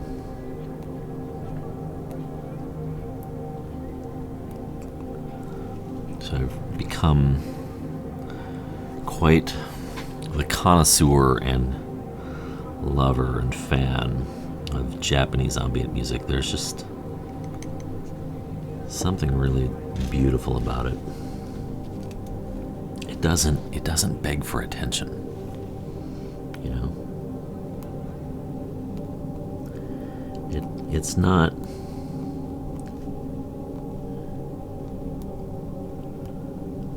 unlike most Western music, and that it's just filled with ego and filled with look at me, look at me, look at me, look at me.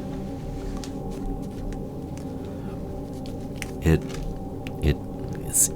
evokes softness. It evokes stillness. And only asks you to stop and listen. It doesn't ask for much. And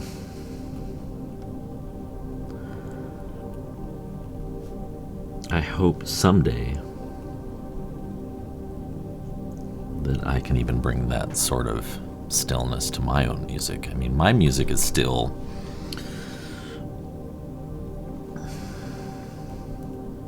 I like my music. I really do like my music.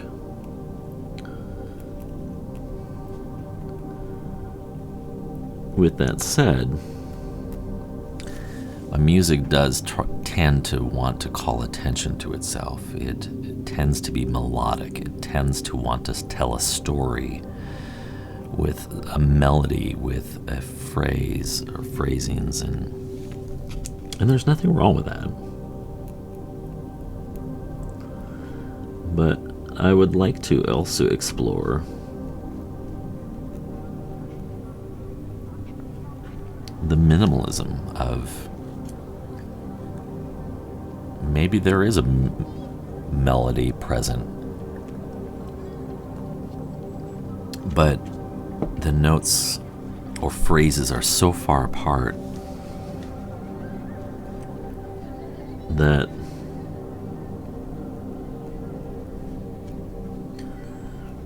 the only way you pick up on the fact that it's a melody is if you sit with stillness and you don't, and you give yourself ample space to quiet down and listen. You know?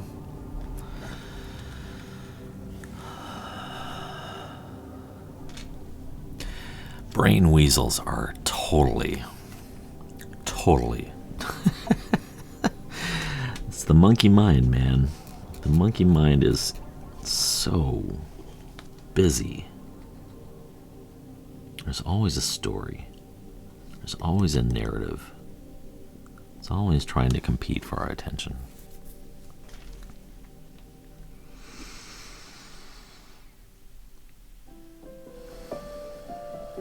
And this is Tomoyoshi Date.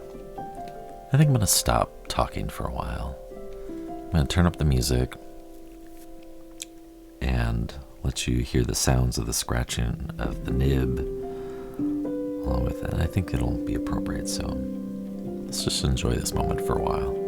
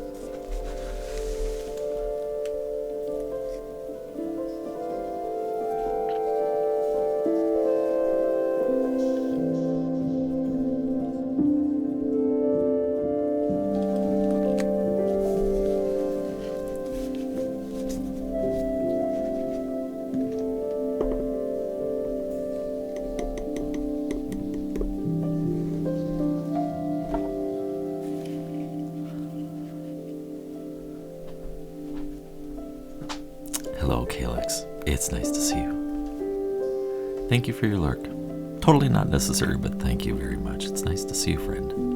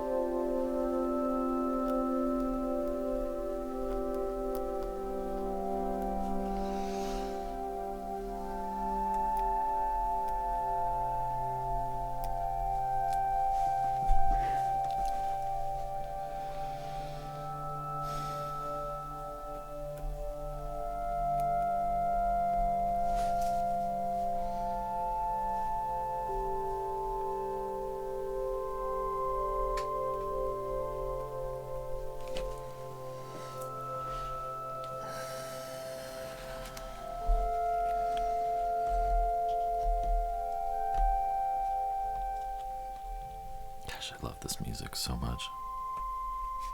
It's so gentle. So gentle.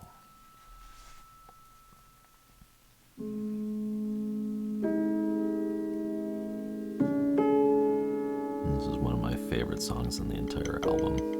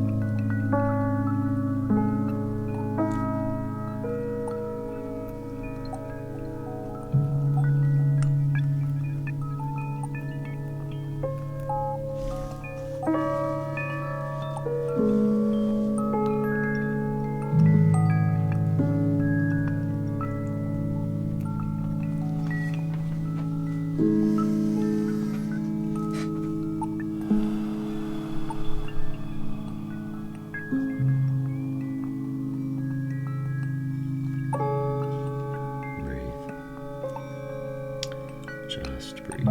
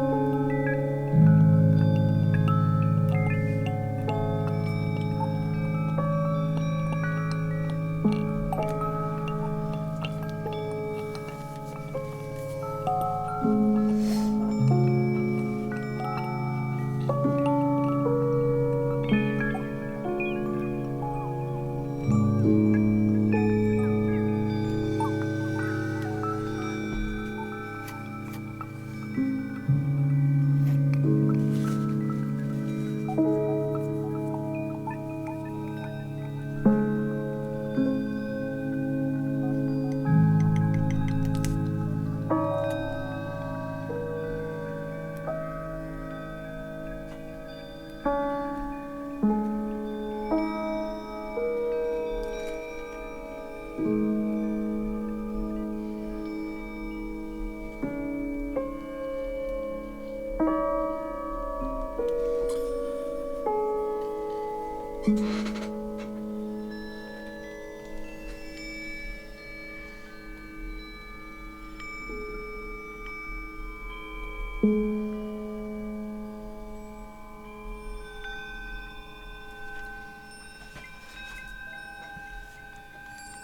have to say that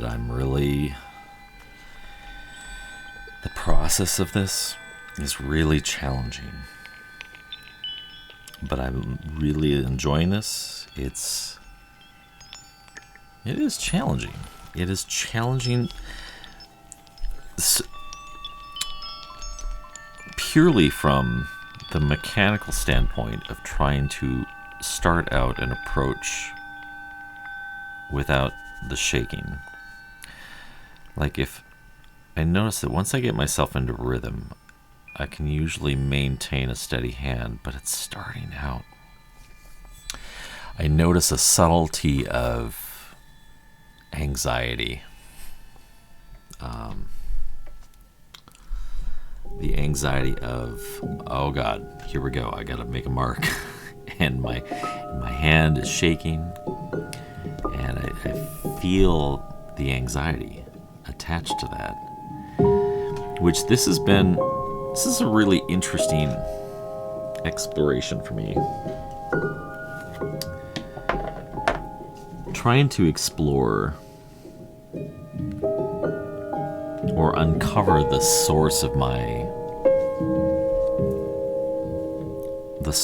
anxiety, or the source of my tremors. It's like, where does that come from? And I know it's in the brain, because it's ultimately the brain and the nervous system that is sending electrical impulses at a chaotic rate through my body, through my arms, and out into my hands. And to some extent, it's even on a much larger scale. I swear, these little tiny fragments of hair, they just ultimately they can be a little bit problematic. Where is my cloth? There it is. It's in my little travel container.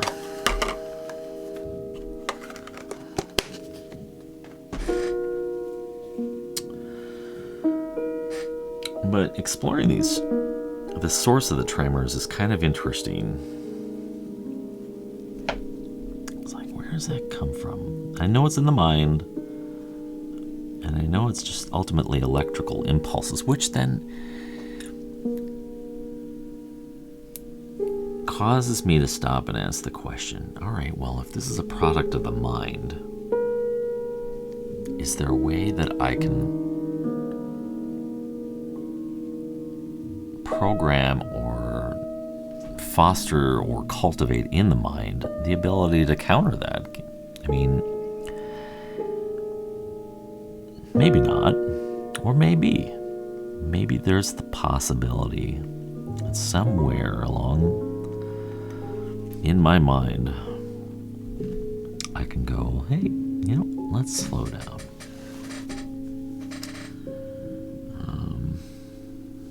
Let's continue this line here and come right about here.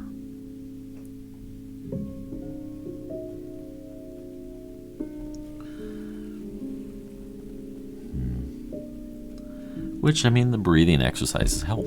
They do. They only take me so far.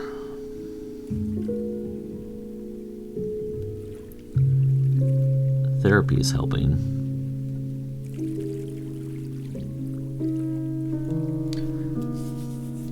But sometimes it feels like the brain and the body needs help. Or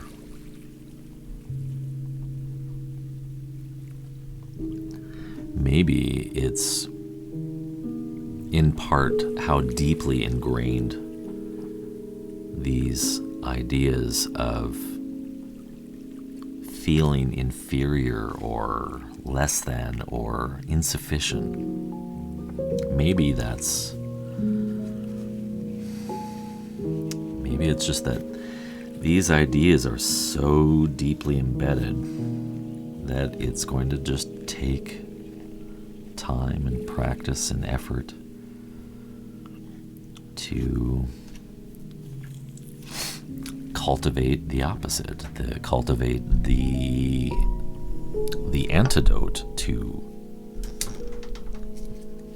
these feelings, these thoughts of insufficiency or feeling flawed. I know innately, like head knowledge wise, that I'm okay. I'm sufficient, but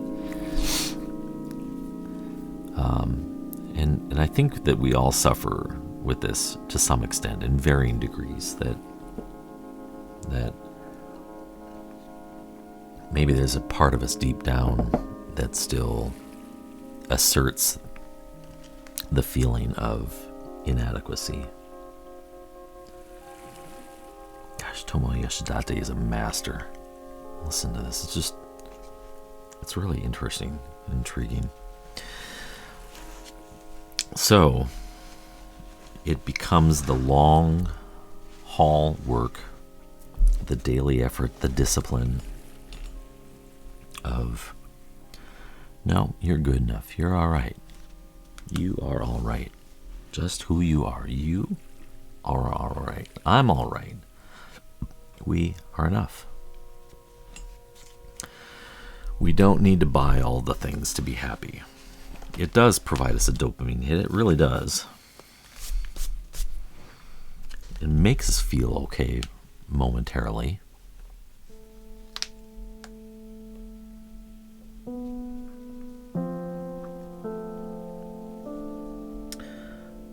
But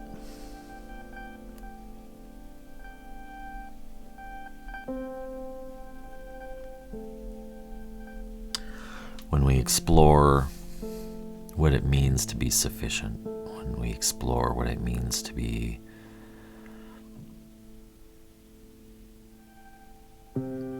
enough, when we explore contentment in who we are, and that really all we have is this moment right now. We do not have the future. The future does not exist. It's all a product of the imagination.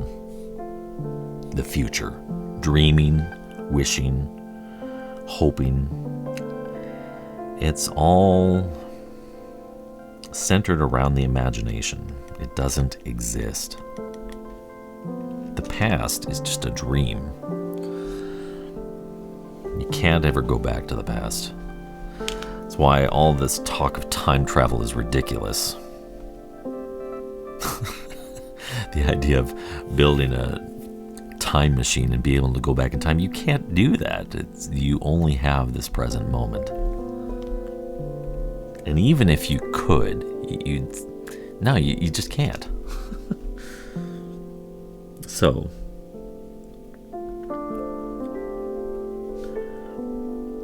with that frame of reference, because we only have right now, we don't have the future, we don't have the past, that's all gone. There is no striving to be better. There is no striving to be different. Because you're looking to a point in time that doesn't exist. All you have is right now. So, if you want to be, for example, if you want to strive to be a more loving, kind person, even if it's just to yourself, well, you have to do that right now. How do you be a more loving and kind person? Well, you work at it, you practice at it. You don't always get it right. I don't always get it right. I stumble routinely at being kind to myself. We all do.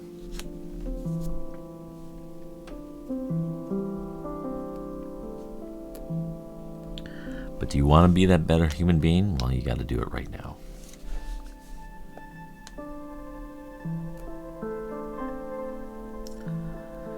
You want to be a more creative artist? You have to do that right now. You just got to do it right now. What can you do right now to cultivate being a better artist? What can you do right now to cultivate? And I hate even saying better, because it's not about being better. It's because better is just the comparing mind. What can you do right now to cultivate the kind of practice that helps you draw more skillfully or paint with more skill? It's practice, right? You just gotta put in the work, put in the time. All you have is right now, right? So that's why Hammy was right to me, when he said to me in Discord, he said, dude, it's great. It is what it is. Who cares if there's a flaw? If my dad had half the thought, and this is his words, if my dad had half the thought to pull his head out of his ass and do something really nice for me like that, I'd cherish it forever.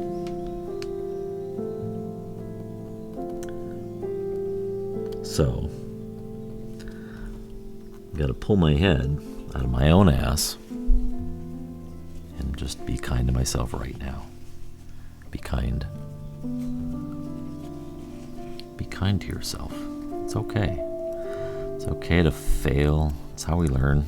It's okay to make mistakes.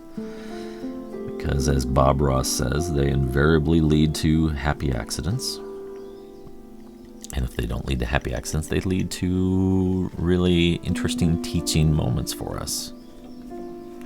Or they point out the opportunity for growth. When I have my moments when I struggle to be kind to myself, it just points to me the areas that I still need to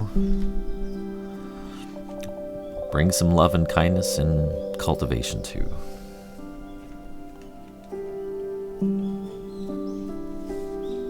know what I'm saying?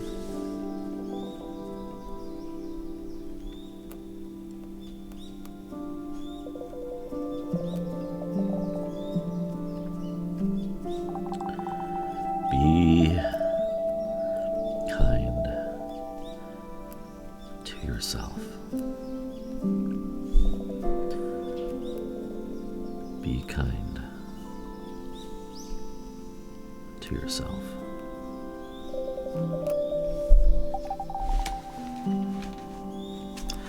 I hope this is helpful for you guys. It is for me. This is like a mantra. This is a meditation time. It's meditation time. Meditating on the idea of self-worth, of being enough, of showing kindness toward ourselves. And if we can show kindness toward ourselves, it becomes so much easier to be kind to other people. And why has it become easier to become kind to other people? Because we know how hard it is to be ourselves.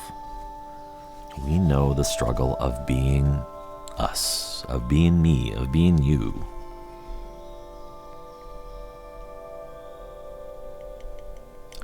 And so when we see someone else acting out of their own suffering, and that's all it is. People lash out because they are suffering. I lash out when I'm suffering. If I'm suffering inside because I don't feel like I'm enough, or I feel inadequate, when I lash out, it's because I'm suffering on the inside. So when people lash out at us or lash out around us, that's a really good cue to stop and bring some kindness to them.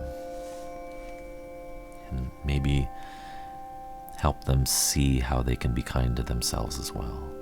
I think the more I sit with this idea of kindness toward self and then inevitably toward other people, the more I feel like this is the antidote to our global suffering.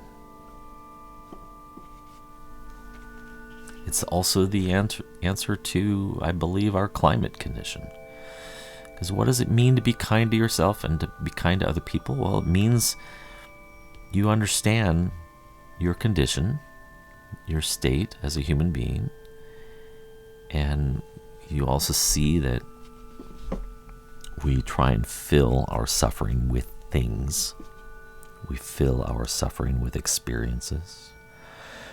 We avoid our suffering by pushing people away or pushing feelings and experiences away.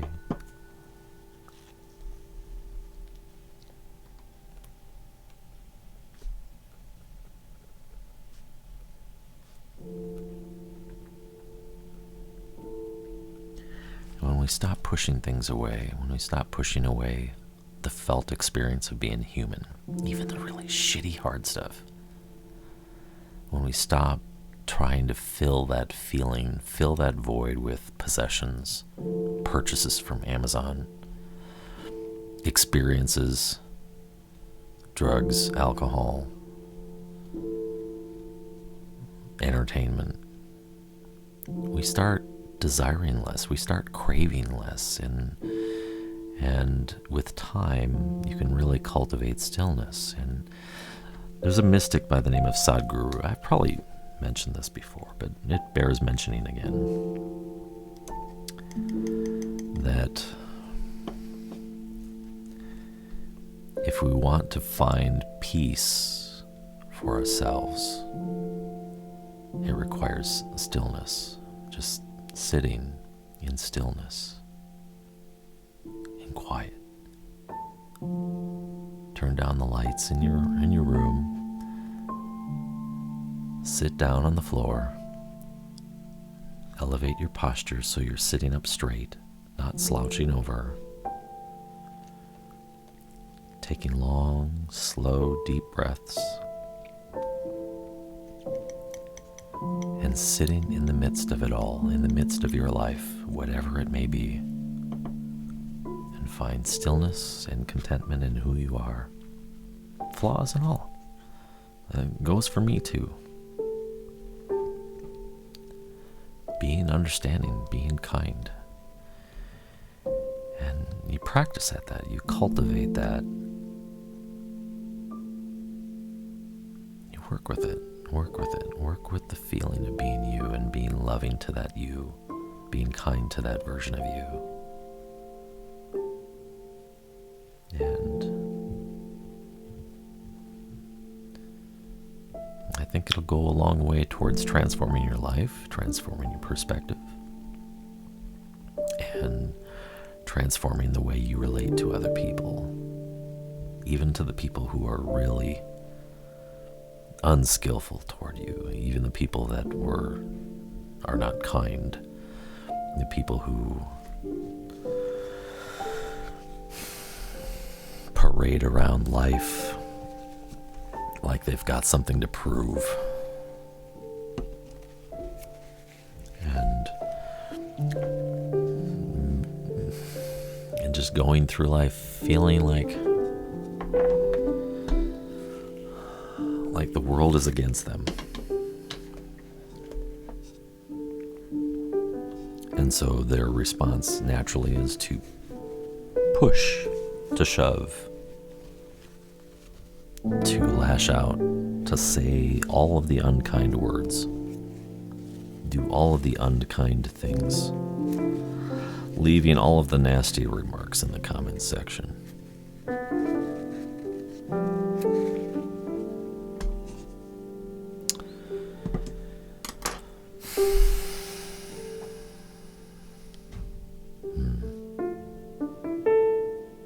But maybe that's the answer to our world's problems, is simply kindness. Maybe. Maybe I'm wrong. I've been wrong from numerous times in my life.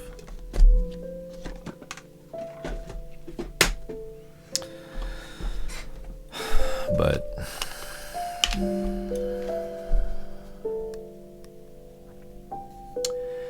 when you're still, when you're not reaching, you're not grasping, you're not pushing away, when you just sit with the way things are, with understanding, with empathy, being kind to yourself, showing yourself compassion, understanding.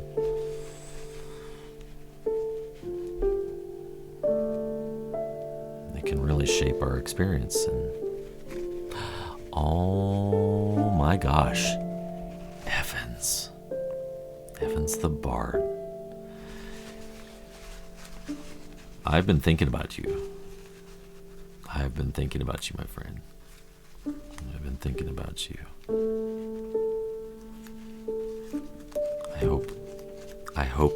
I wish, you know what?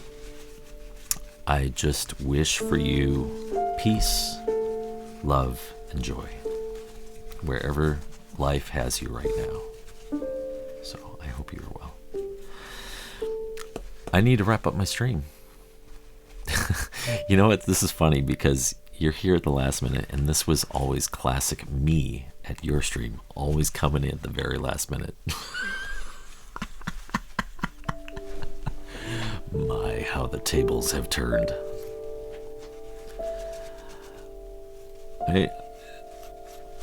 Yeah. You know, I really enjoy doing this. These streams have become substantially different from what my streams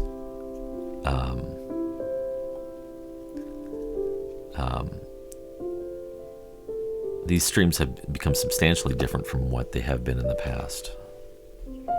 In the past, I always felt like I was clamoring for attention, or trying to have my music heard, or trying to earn some side cash to help fund my passions. But now,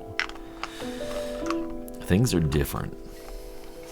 Now it's just like, yeah, if you want to come be with me, come hang out with me, cool. I'm just going to sit here and draw and make some art. And we're going to talk about different deep topics of life. We're going to contemplate the wonders of the universe, the wonders of being you, the wonders of being me, the struggles of it all.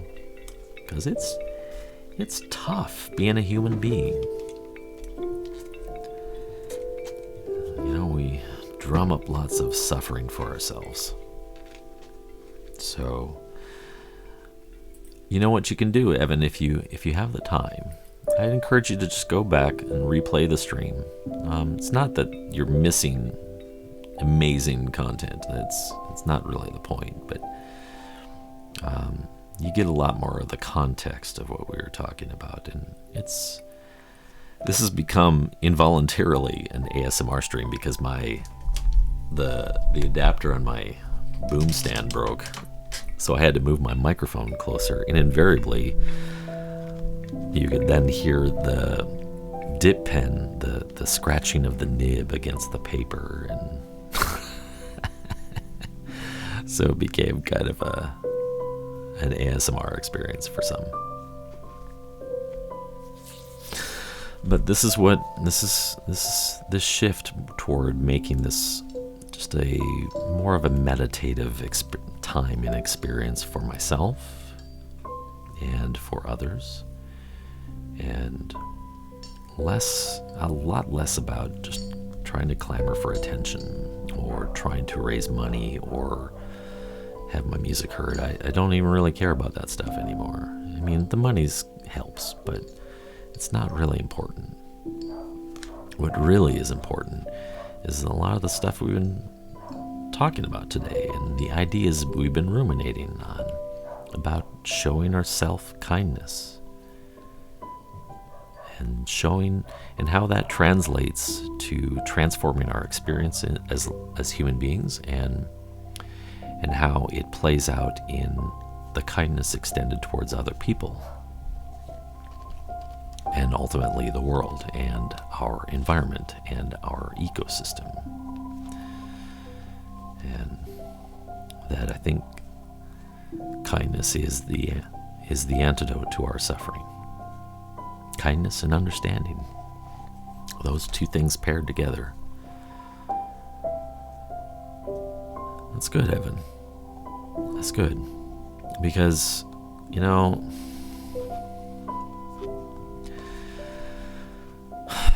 there's so many people, myself included. I'm not excluded in this at all. So many people wanting desperately to be noticed, to be seen. But you follow that line of thinking, you follow that path, and it still leads to suffering. Because when you're seen, that's being seen will eventually give way to not being seen. You become popular, viral one moment, and in the next, you become history, and everyone forgets your name. So, as the Buddha said, that's one of the 8 worldly winds. It's one of the 8 notoriously unreliable things that we chase after, and it only produces suffering and misery and discontent and the unsatisfactory feeling of life. Yeah, being noticed there is a subtlety there, but it's still ultimately still within the same camp of we want to be significant or perceived or received favorably, but we can't control the perceptions of other people. No, we can't. And we can't control the narrative that they project onto us, and and likewise they can't control the narrative that we project on them. And all this projection, it's a hot mess. It's a hot mess. You're right, 100% right. It's just learning to be in this present moment, right here, right now, regardless of how good or bad or favorable or unfavorable, how easy or how difficult this moment is. You just sit with it. You sit with it, and you recognize that this moment will pass and give way for something else. These feelings will give way for something else, good or bad. The Buddha taught that even seeking after happiness, the pursuit of happiness will lead to suffering, because invariably that happiness passes and gives way for other feelings otherwise. The fundamental source of all suffering is desire. And it's not that we have to get rid of desire. You can't get rid of desire because you're a human being. Desire is woven into the fabric of our mind. Our mind is constantly working to try and preserve us, to try and spare us from pain, to try and help us survive. So when the Buddha talked about the 8 worldly winds, these desires that we have that invariably lead to suffering, it's not that we're trying to wipe these things completely off the map. That's unrealistic. Completely unrealistic. Instead, it's to instruct us the nature of life, the nature of what it means to be me, the nature of what it means to be you. I had this breakthrough in therapy. This will be a nice way to close this out, because then I really need to go.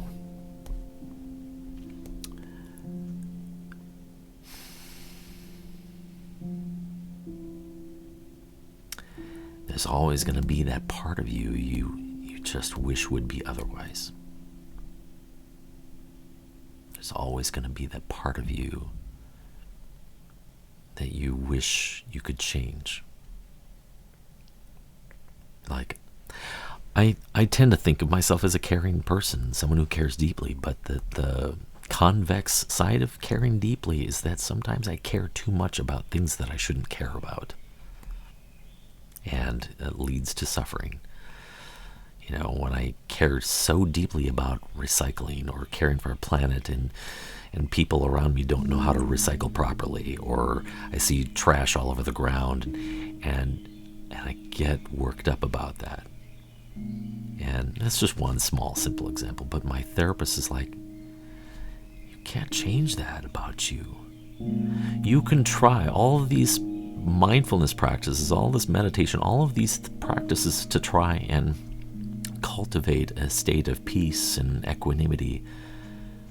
But ultimately, the equanimity is not something you chase, and it's not obtained by simply transforming your life. It is equanimity of understanding and empathy and kindness toward yourself, that this is the way it is for me. It's really hard being me. It's hard being you. And if we can cultivate a kindness and understanding toward ourselves, that it is hard being ourselves, whatever it may be, that will slowly transform ourselves to have the kind of understanding and empathy towards other people, that it's tough being that person, that individual, that group of people. And that maybe we can extend kindness and empathy and compassion towards others. And maybe even stop treating them like others. Treat them as if we're all networked together in this fabric of life, and that what impacts me also impacts you, and what impacts you also impacts me, and we're all interconnected. If it sounds too much like woo-woo talk, it's really not, because, if you think about quantum physics, down in the deep nanoparticles, the string theory of how electrons are stimulated millions of light years apart, but you stimulate one and one is simultaneously stimulated so far away. It's all connected somehow in some mysterious, energetic, creative potential way, and that's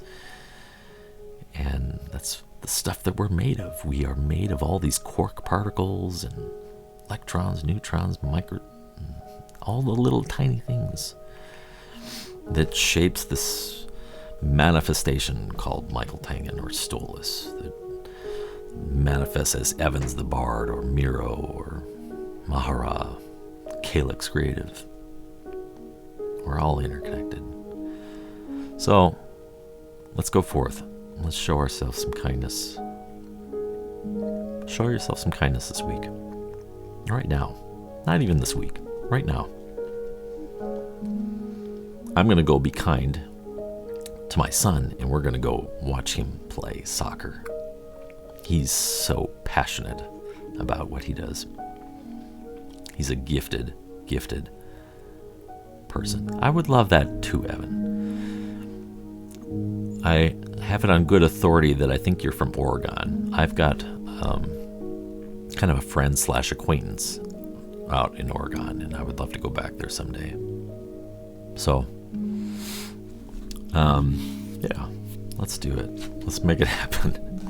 It's my desire to connect with a lot of people. There's a lot of people on my list of places I'd like to travel and sit down and share a meal and talk about the wonders of life and being a human being, and bring to it some of the wisdom of the Buddha, and cultivate a state of awareness and mindfulness and love and kindness and appreciation for just the way things are. So, well, on that note, my friends,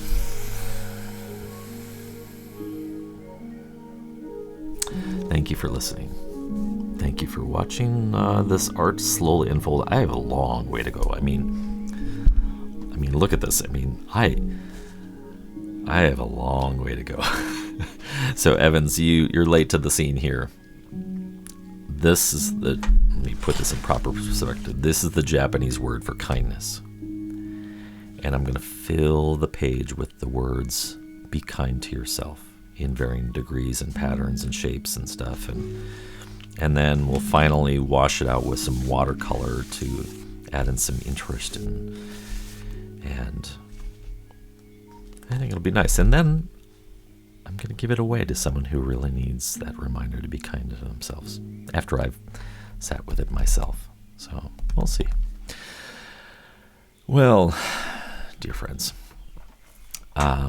we'll probably be back next Sunday. I think this is going to be a regular occurrence for me.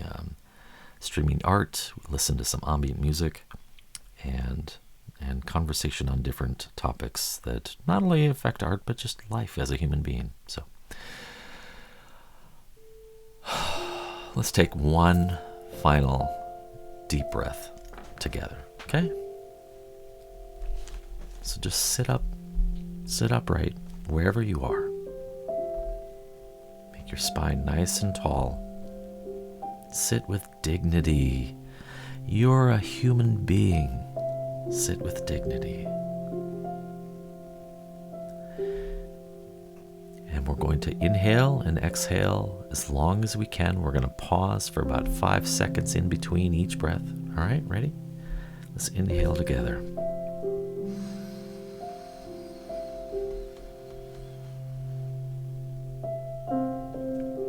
And just hold it.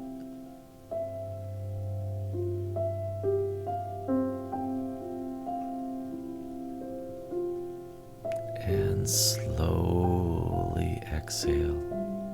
Slowly exhale. Slowly. Slowly. Slowly.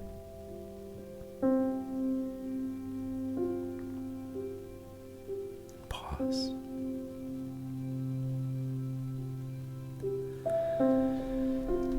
May you have love, joy, and peace. May you always be free. Namaskara, namaste, and blessings to you, my friend. Take care. We'll see you next week. Thank you for listening.